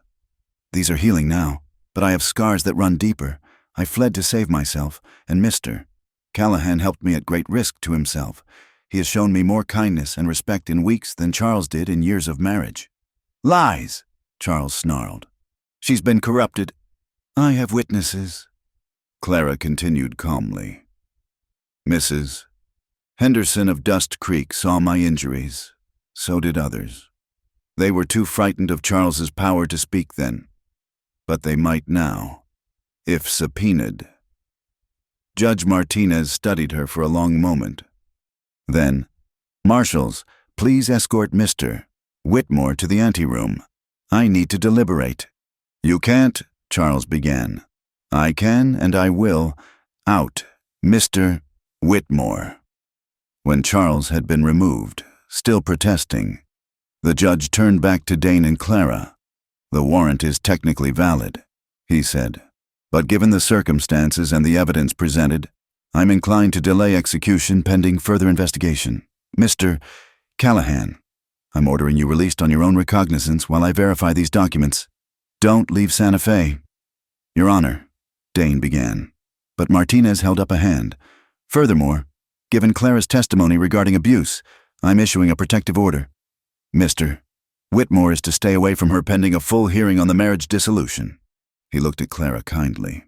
The territory of New Mexico takes a dim view of men who beat their wives. Senora, you'll have your day in court. Clara felt her knees weak with relief. Thank you, Your Honor. Don't thank me yet. This is far from over, but you'll have a chance to be heard, both of you. He stood. I suggest you find a safe place to stay. Mr. Whitmore strikes me as a man who doesn't accept defeat easily. They left the courthouse through a back entrance, avoiding Charles and his men, but Clara knew the judge was right. This was only the beginning. Charles would fight with every weapon at his disposal. We did it, Dane said wonderingly as they walked quickly through side streets. He listened. It's not over. Clara reminded him, though hope bloomed in her chest. No, but for the first time, we have a chance. He pulled her into an alcove, kissing her soundly. Mrs. Callahan, I like the sound of that, Clara murmured against his lips. So do I. Now let's find somewhere safe before your former husband remembers he's got more men than just those marshals. They disappeared into the maze of Santa Fe's old streets, hand in hand, legally married in one sense, if not another. The fight ahead would be fierce, but they would face it as they'd faced everything else, together. In the courthouse, Charles Whitmore raged against the constraints of law that, for once, didn't bend entirely to his will, and Judge Martinez began the careful work of sorting truth from lies, justice from revenge. The die was cast. Now all that remained was to see how it would fall. The safe house Padre Francisco arranged was a small adobe on the outskirts of Santa Fe, belonging to a widow who asked no questions. For 3 days, they waited while Judge Martinez verified Dane's documents, tension coiling tighter with each passing hour. On the third night, it came to a head. Clara woke to the sound of breaking glass and Dane's sharp curse. Armed men were surrounding the house. Charles had grown tired of legal channels.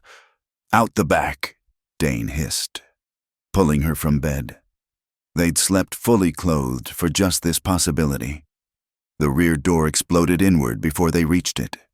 One of Charles's hired guns stood there, rifle raised. Dane's shot took him down, but more were coming. The roof, Clara said, remembering the flat adobe style. Through the window. They climbed out onto the roof as bullets splintered the window frame behind them. In the moonlight, Clara could see riders circling the house, cutting off escape routes. There! Dane pointed to the neighboring building, close enough to jump if they were desperate enough. And they were. Clara didn't let herself think, just ran and leaped. For a heart-stopping moment, she was airborne, then crashed onto the other roof, rolling hard. Dane landed beside her, grimacing as the impact jarred his still tender shoulder.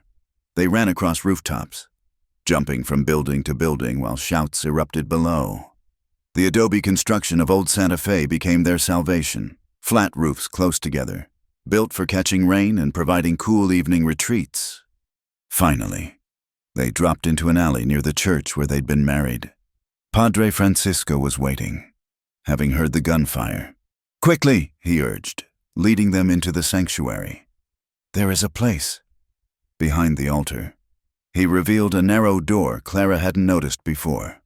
The old mission had need of hiding spaces in troubled times. "Go down. Follow the tunnel. It emerges near the river." "Padre, we can't involve you," Dane began. "I involved myself when I married you before God. Now go." They descended into darkness, feeling their way along stone walls worn smooth by centuries. Above, they heard boots on the church floor. Charles's voice demanding answers.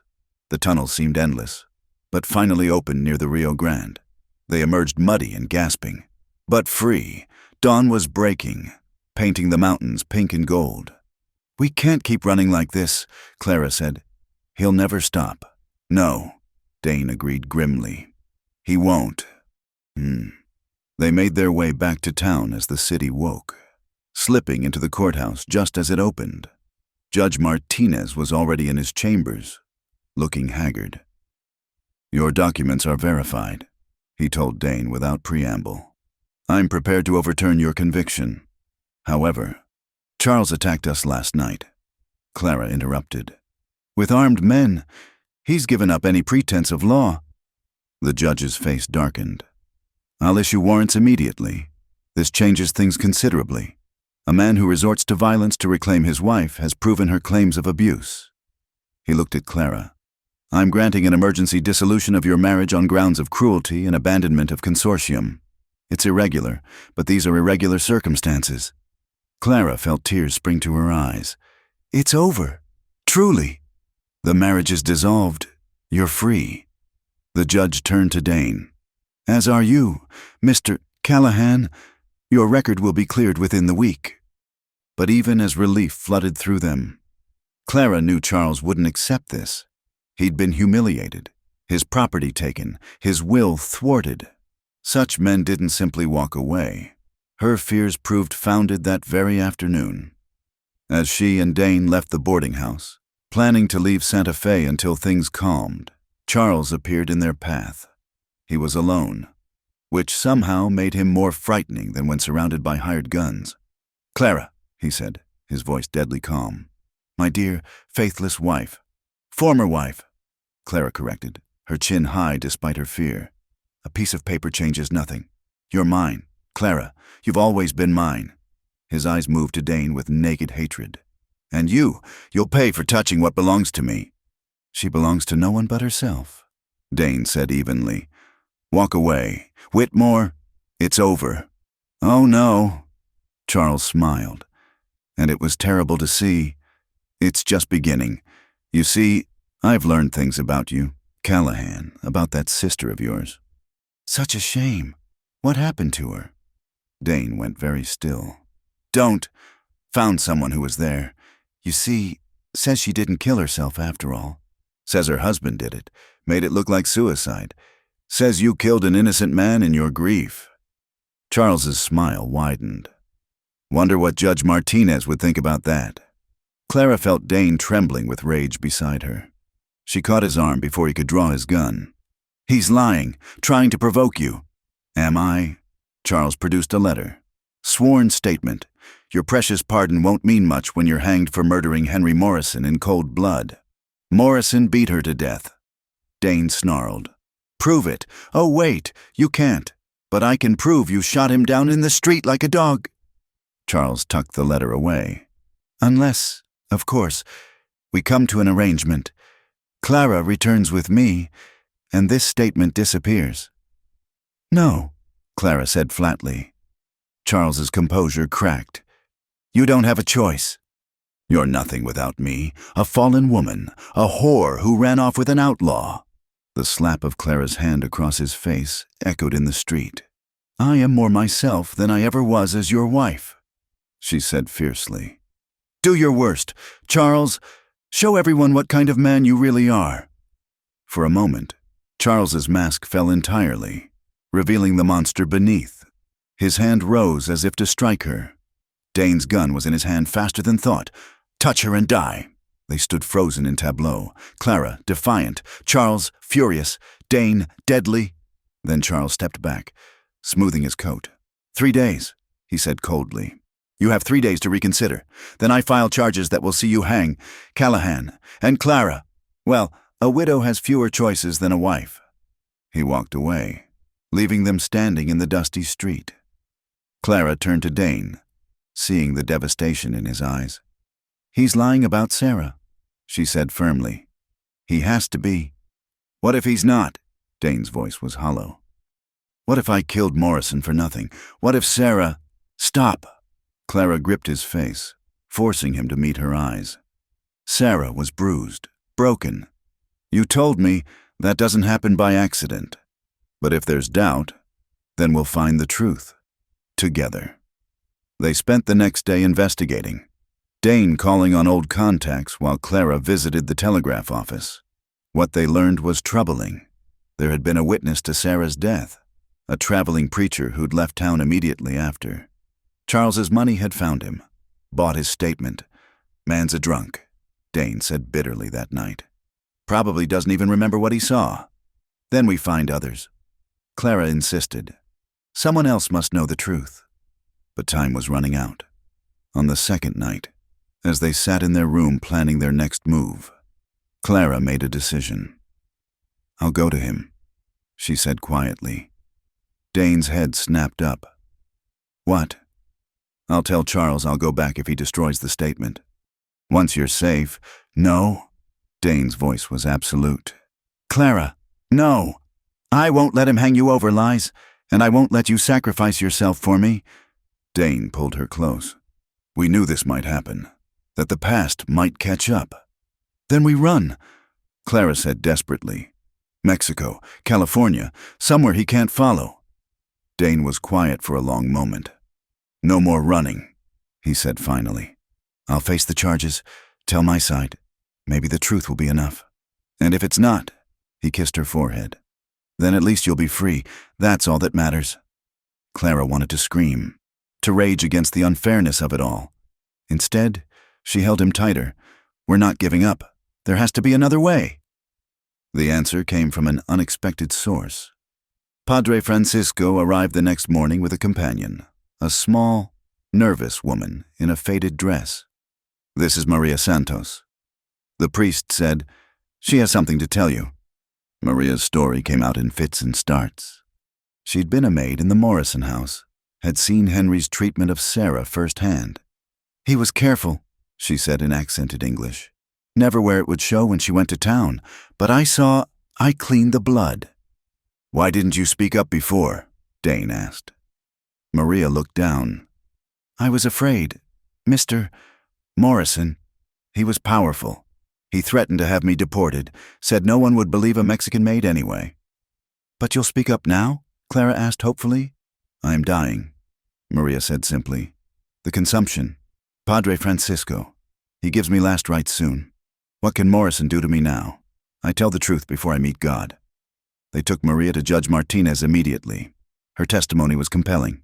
Dates, injuries, overheard threats. Combined with other evidence Dane and Clara had gathered, it painted a clear picture of Henry Morrison as an abuser whose violence had escalated to murder. "This changes things," the judge said. "With this testimony, any charges regarding Morrison's death would likely be dismissed as justifiable homicide." But would Charles back down? They got their answer that afternoon when he appeared at the courthouse with his hired lawyer and the purchased witness. "I'm filing charges," he announced. "Murder in the first degree. Mr. Whitmore." Judge Martinez said calmly, "I've just taken testimony that significantly undermines your case." "From whom?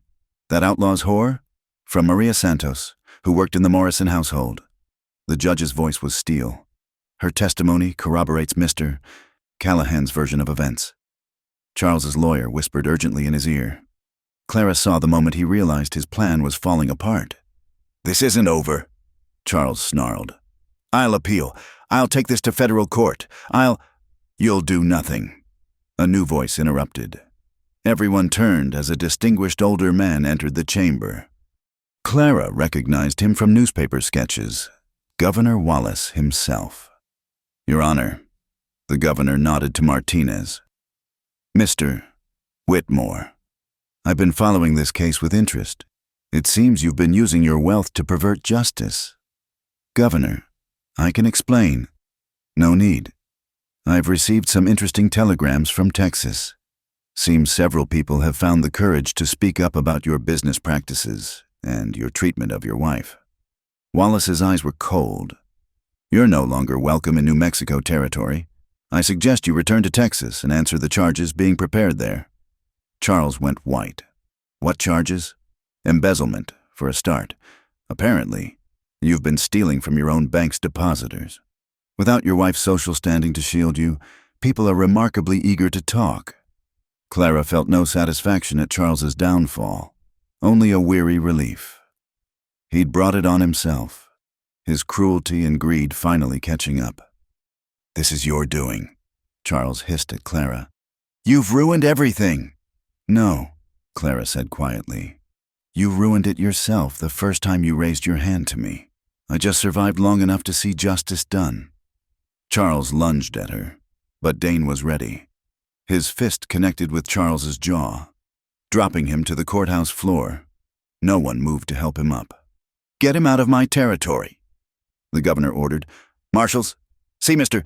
Whitmore to the stage line. If he returns, arrest him." As Charles was dragged out, still cursing, Clara felt a weight lift from her shoulders. It was over. Truly, finally over. "Mr. Callahan," Governor Wallace said, "I understand you're good with horses. I might have some work for you." "If you're interested in staying in New Mexico." Dane glanced at Clara, who nodded. "We're interested, sir." "Good, Mrs. Callahan. The territory needs teachers. Would you consider—" "Yes," Clara said immediately. "Yes, I would." That evening, they stood once more in the church where they'd been married. This time, they weren't alone. Judge Martinez was there, along with Padre Francisco, Maria Santos, and even stern Senora Gutierrez. Before God and the law, Judge Martinez said with a smile, "I pronounce you husband and wife, legally this time."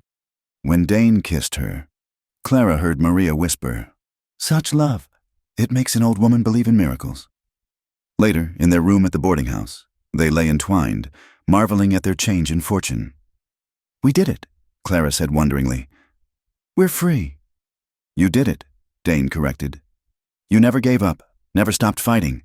We did it together. That's the only way it works." Outside their window, Santa Fe settled into sleep.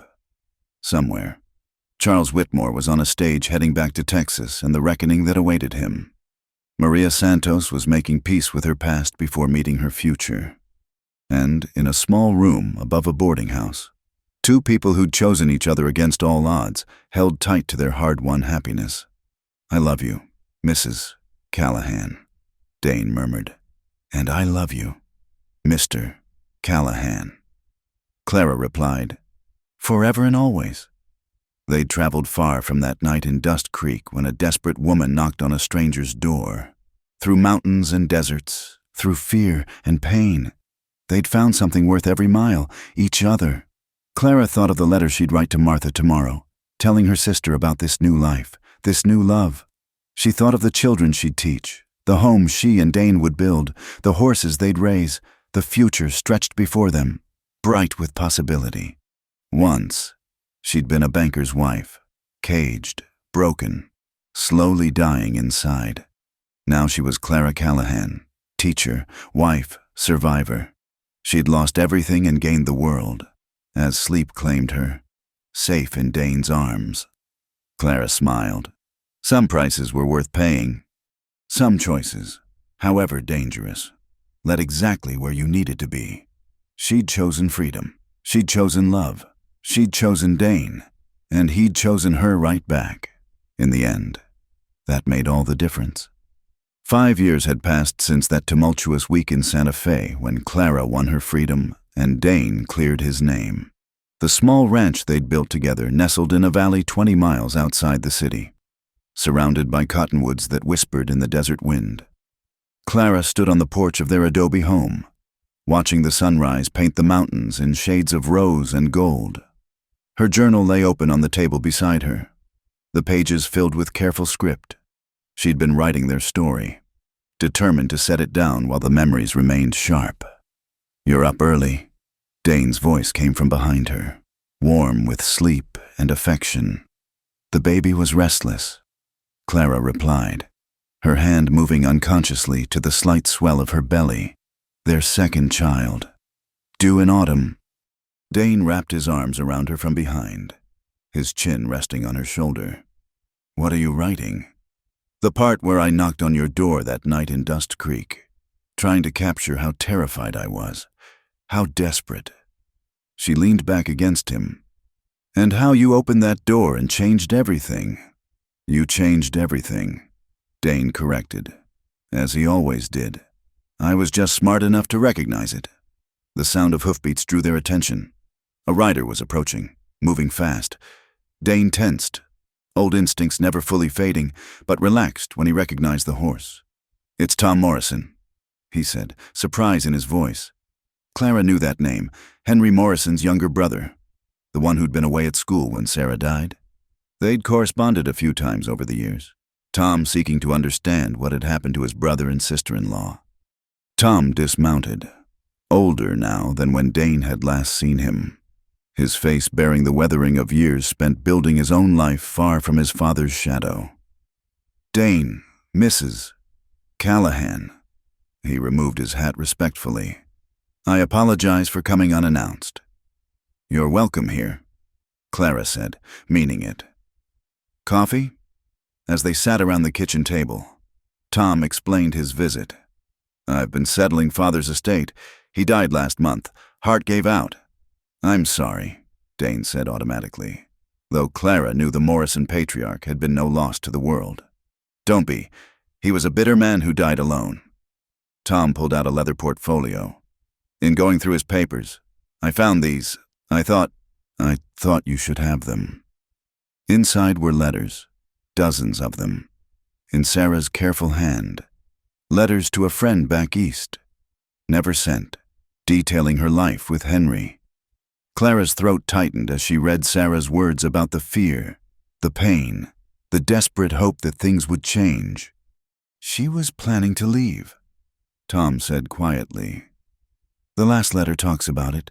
She was going to come to you, Dane. Henry found out." Dane's hands shook as he read his sister's final words. Clara moved closer, offering silent support. "I also found this," Tom continued, producing a daguerreotype. "Thought you might want it." It was Sarah, young and smiling, taken before her marriage. Dane traced her face with one finger, tears running unchecked down his cheeks. "Thank you," he managed. "You didn't have to." "Yes, I did." Tom's voice was firm. "My brother was a monster. What you did, it was justice. I've spent years wishing I'd been here, wishing I'd known." He stood. "I won't take more of your time. I just wanted you to have these and to say, I'm sorry. For all of it." After Tom left, Dane sat staring at Sarah's photograph while Clara held him. Their son James, 3 years old and full of mischief, chose that moment to burst in from playing outside. "Papa sad?" he asked, climbing into Dane's lap with a child's direct concern. "A little," Dane admitted, hugging the boy close. "But happy too. This is your Aunt Sarah. She would have loved you." "Pretty," James declared, then squirmed down to resume his adventures. Clara smiled. "He has your sister's eyes, you know, that same spark of joy." "I know." Dane carefully placed the photograph on the mantel. "Sometimes I see her in him, that sweetness, that light. It helps." That afternoon, Clara taught at the small school they'd helped establish for the ranch families in the area. 12 children of various ages learned their letters and numbers. their voices carrying through the open windows. She loved this work, loved seeing understanding dawn in young faces. "Mrs. Callahan," young Rosa Martinez asked, "is it true you were married to someone else before Mr. Callahan?" The question was innocent, but Clara felt the weight of it. She'd been open about her past when necessary. The children deserved honesty from their teacher. "Yes," she said simply. "Sometimes people make mistakes or have choices made for them. The important thing is that we can change our lives if we're brave enough." "Were you brave?" Clara thought of that night she'd fled into the storm, of the desperate ride through the mountains, of standing up in court to speak her truth. "I tried to be," she said, "and I had help from someone who was brave when I couldn't be." After school, she found Dane working with a young mare in the corral. He'd built a reputation as one of the best horse trainers in the territory, men bringing their animals from as far as Colorado for his touch. "Good day," he asked, not looking away from the horse. "Rosa asked about my first marriage." Dane's hands stilled for a moment. "What did you tell her?" "The truth, simplified for young ears." Clara climbed onto the fence rail. "Do you ever wonder what would have happened if Charles hadn't come after us? If we just disappeared into the frontier?" "Sometimes," Dane admitted. "But then we wouldn't have this, the ranch, the school, our place in the community. James wouldn't have been born in a real home with Doc Hartley attending." He finally looked at her. "Running would have been surviving. This is living." That evening, they received unexpected visitors. A dusty carriage pulled up, and Clara gasped as a familiar figure stepped out. "Martha!" She flew down the steps into her sister's arms. Martha had written of her plans to visit, but Clara hadn't dared hope. Behind her, a tall man emerged, her husband Richard, a doctor from St. Louis who'd courted Martha properly and treated her well. "I had to see for myself that you were truly all right," Martha said, holding Clara at arm's length. "Your letters paint such a picture, but I needed—" She broke off, looking around at the ranch, at Dane approaching with James on his shoulders, at the evident prosperity and peace. "Oh, Clara, you're happy. You're really, truly happy." "I am," Clara confirmed, tears streaming. "Happier than I ever dreamed possible." The reunion was joyful, full of laughter and shared memories. Martha had brought gifts, books for the school, toys for James, fine fabric that Clara would never have bought herself. But the greatest gift was her presence, the healing of a separation that had lasted too long. "I was so frightened for you," Martha confessed that night as they sat together after the men had retired. "When you disappeared, Charles told everyone you'd been kidnapped. I wanted to believe otherwise, but you couldn't have known," Clara assured her, "and speaking out would have put you in danger too. Still, I should have seen, should have helped somehow." "You helped by being someone I could write to, even when those letters never got sent, knowing you were out there, that someone would mourn me if I disappeared. That kept me going sometimes." They talked until dawn, filling in the gaps years of letters couldn't quite bridge. Martha told of Charles's downfall, the bank seized, creditors circling like vultures, his final days spent in a boarding house ranting about the injustice of it all. "He died alone," Martha said. "Heart failure, the papers said. Not a soul mourned him." Clara felt only a distant pity. Charles had crafted his own fate with every cruel choice, every brutal act. She'd long ago released any lingering anger, refusing to let him poison her new life. Martha and Richard stayed a week, and their departure left a bittersweet ache, but also a new closeness. They would visit again, and Clara and Dane would travel east someday to see Martha's world. "Family," Dane said that night, understanding Clara's mood. "We're building quite a collection." It was true. Beyond blood relations, they'd gathered a chosen family. Judge Martinez, now a frequent dinner guest. Padre Francisco, who baptized James and would soon baptize their new child. Doc Hartley, who'd become Clara's closest friend. The ranch families who worked alongside them, building something good from the desert soil. As summer ripened toward autumn, Clara's journal grew thick with pages. She wrote of the daily rhythms of ranch life, of James learning to ride, of the school's first graduation ceremony. But always, she returned to those pivotal weeks that had transformed two desperate souls into a family. One evening, as purple shadows stretched across the valley, she read Dane the passage about their wedding in the church. "Did I get it right?" she asked. "The way you looked at me?" "You got it right," he said softly. Though words can't quite capture how I felt, like I'd been half alive my whole life and suddenly learned what wholeness meant. Should I include that? Include it all. The fear, the pain, the joy. All of it. Someone might need to read it someday. Some woman trapped like you were, thinking there's no escape. Some man running from his past, believing he's beyond redemption. Clara understood. Their story wasn't just theirs. It was a testament to the possibility of change, of choosing love over fear, freedom over security. The baby came with the first frost, a daughter they named Sarah Marie. She had her aunt's sweet temperament and her mother's fierce spirit, a combination that would serve her well in the world. As Clara recovered, tended by Martha, who'd made another journey west for the birth, she reflected on the strange turns of life. Once, she'd lived in a mansion with every material comfort, dying slowly inside. Now she lived in a simple adobe house, worked hard every day, and felt more alive than she'd ever imagined possible. "Any regrets?" Dane asked one night, echoing his question from years before. Clara looked around their bedroom, at baby Sarah in her cradle, at the window framing stars she'd learned to navigate by, at the man who'd given her everything by offering his protection that rain-soaked night. "How could I regret the path that led me here?" she asked. Every moment of pain was worth it to reach this. Winter settled over New Mexico with unusual snow, blanketing the desert in white. Clara taught James to read by the fire while Dane repaired tack and told stories. Baby Sarah grew round and happy, her laughter filling the house.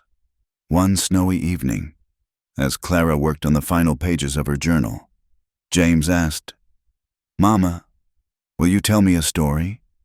"What kind of story?" Clara asked, setting down her pen. "About when you met Papa." Clara exchanged glances with Dane, who smiled. "That's quite a story," she said. "Are you sure you're old enough?" "I'm almost 4, James protested. "All right then." Clara pulled him onto her lap. "Once upon a time, there was a woman who was very sad and very scared. She lived in a beautiful house, but it felt like a cage."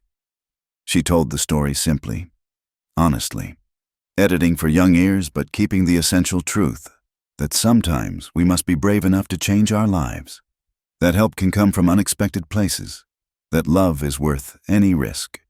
"So you knocked on Papa's door?" James asked when she'd brought the story to their meeting. "I did. It was the scariest thing I'd ever done. But Papa helped you." "He did, and I helped him too. That's what people do when they love each other. They help each other be brave." James considered this seriously. "I'll help Sarah be brave when she's scared. I know you will, my darling." Later, after the children slept, Clara finished her journal with a final entry. "I write this in the home Dane and I built together, our children sleeping peacefully, snow falling softly outside. Once, I could never have imagined such contentment. I was Clara Whitmore then, a name that fit like a shroud. Now I am Clara Callahan, teacher, mother, rancher's wife, survivor. The journey from that Dust Creek mansion to this New Mexico ranch was measured in more than miles. It was paid for in courage I didn't know I possessed, in trust when I'd forgotten how to hope, in love when I'd thought my heart too damaged to feel. I knocked on a stranger's door one desperate night and found my salvation. But the true miracle wasn't his protection. It was discovering that I'd been strong all along. I just needed someone to believe it with me. To any woman reading this who sees herself in my story, there is hope, there is help, there is life beyond the cage. No matter how gilded its bars, be brave. Take the leap, trust that wings will appear, and to my beloved Dane, should you read these words, thank you for opening your door your heart, your life, for seeing me not as the banker's wife or the desperate runaway, but simply as Clara, for choosing us when it would have been safer to ride alone. Our love was forged in flight and fear, tested by pursuit and prejudice, sealed by justice and joy. It is the greatest adventure of my life, and I would choose it again with my last breath. Forever your devoted wife. Clara Callahan Spring, 1,889 inches. She closed the journal and found Dane watching her from the doorway. Finished? He asked. The first part anyway, the rest we're still writing. He crossed to her, pulling her into his arms. What's next in our story, do you think? Clara smiled, thinking of their children, their community, the life stretching ahead rich with possibility. Whatever it is, we'll face it. Together, Dane finished. Always together. Outside, the snow continued to fall, blanketing the harsh landscape in soft beauty. But inside the Callahan home, warmth and love held sway, a testament to the power of choice, the strength of the human spirit, and the miracle of two souls finding each other against all odds. Their story had begun with a desperate knock on a stranger's door. It would continue with each sunrise, each challenge faced hand in hand, each child raised in love rather than fear. Clara had asked for protection that night in Dust Creek. She'd received that and so much more, a partner, a purpose, a life worth living. And somewhere in the New Mexico mountains, the wind carried whispers of their triumph, proof that sometimes the greatest rebellions are simply choosing to be happy, to be free, to be loved. The banker's wife had died that night in the Texas rain. Clara Callahan lived on, vibrant and victorious, and that made all the difference in the world. Thank you for listening to this Wild West love story. If you enjoyed Clara and Dane's journey from desperate flight to triumphant freedom, we'd love to hear from you. Please comment below and let us know where in the world you're listening from. It's amazing how these frontier tales connect us across continents and cultures. Don't forget to subscribe to From Wild West channel for more authentic stories of courage, redemption, and romance from America's untamed past. What did you think of Clara's transformation from caged wife to free woman? Share your thoughts below.